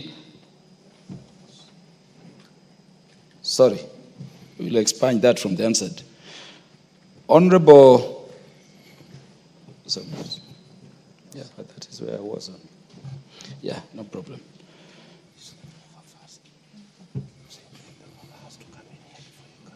Sorry. I regret the disorder. Mover to move agreement with the report.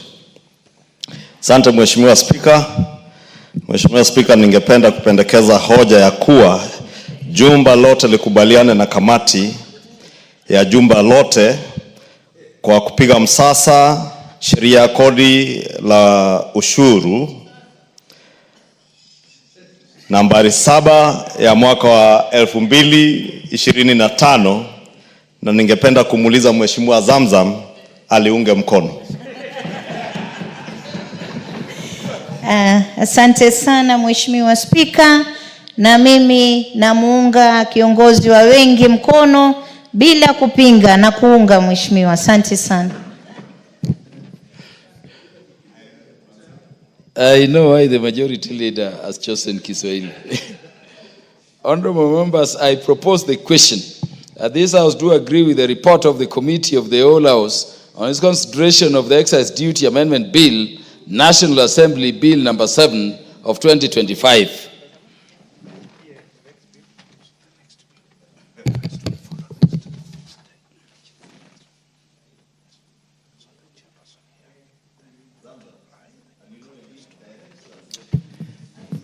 Yeah, the chairperson, in respect of the Senate amendments, the Cancer Prevention and Control Amendment Bill, number 2 Bill, National Assembly Bill number 45 of 2022.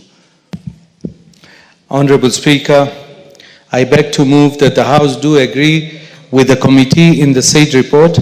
I also request Honorable Mishi Mboko to second the motion for agreement with the report of the Committee of the Whole House. Thank you, Honorable Speaker. Honorable Speaker, I want to second Honorable Dawood on this very important matter. And because we're in the world of technology and in the world of using electronic and Order, Honorable Mishi Mboko. The Speaker has not recognized you. Kindly take your seat. Yeah, so first the mover will move agreement with the report. The chairperson.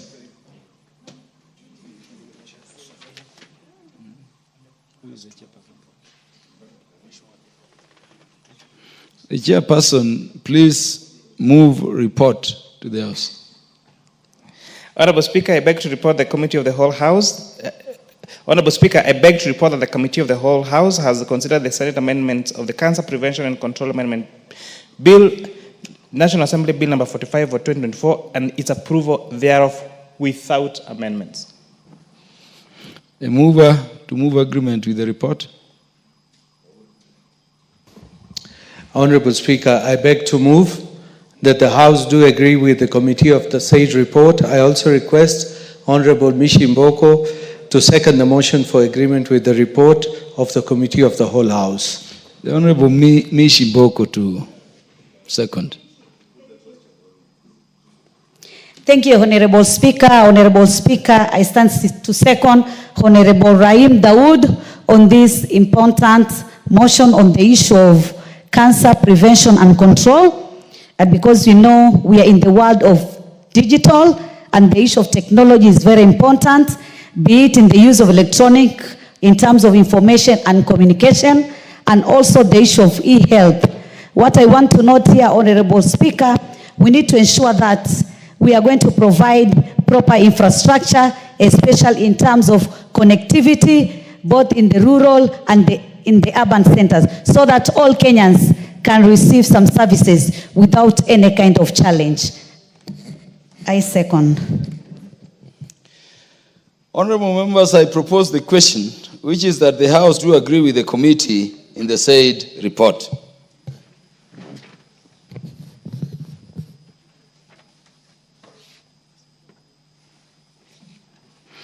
For the convenience of the House, honorable members, I will defer the putting of a question to the two bills we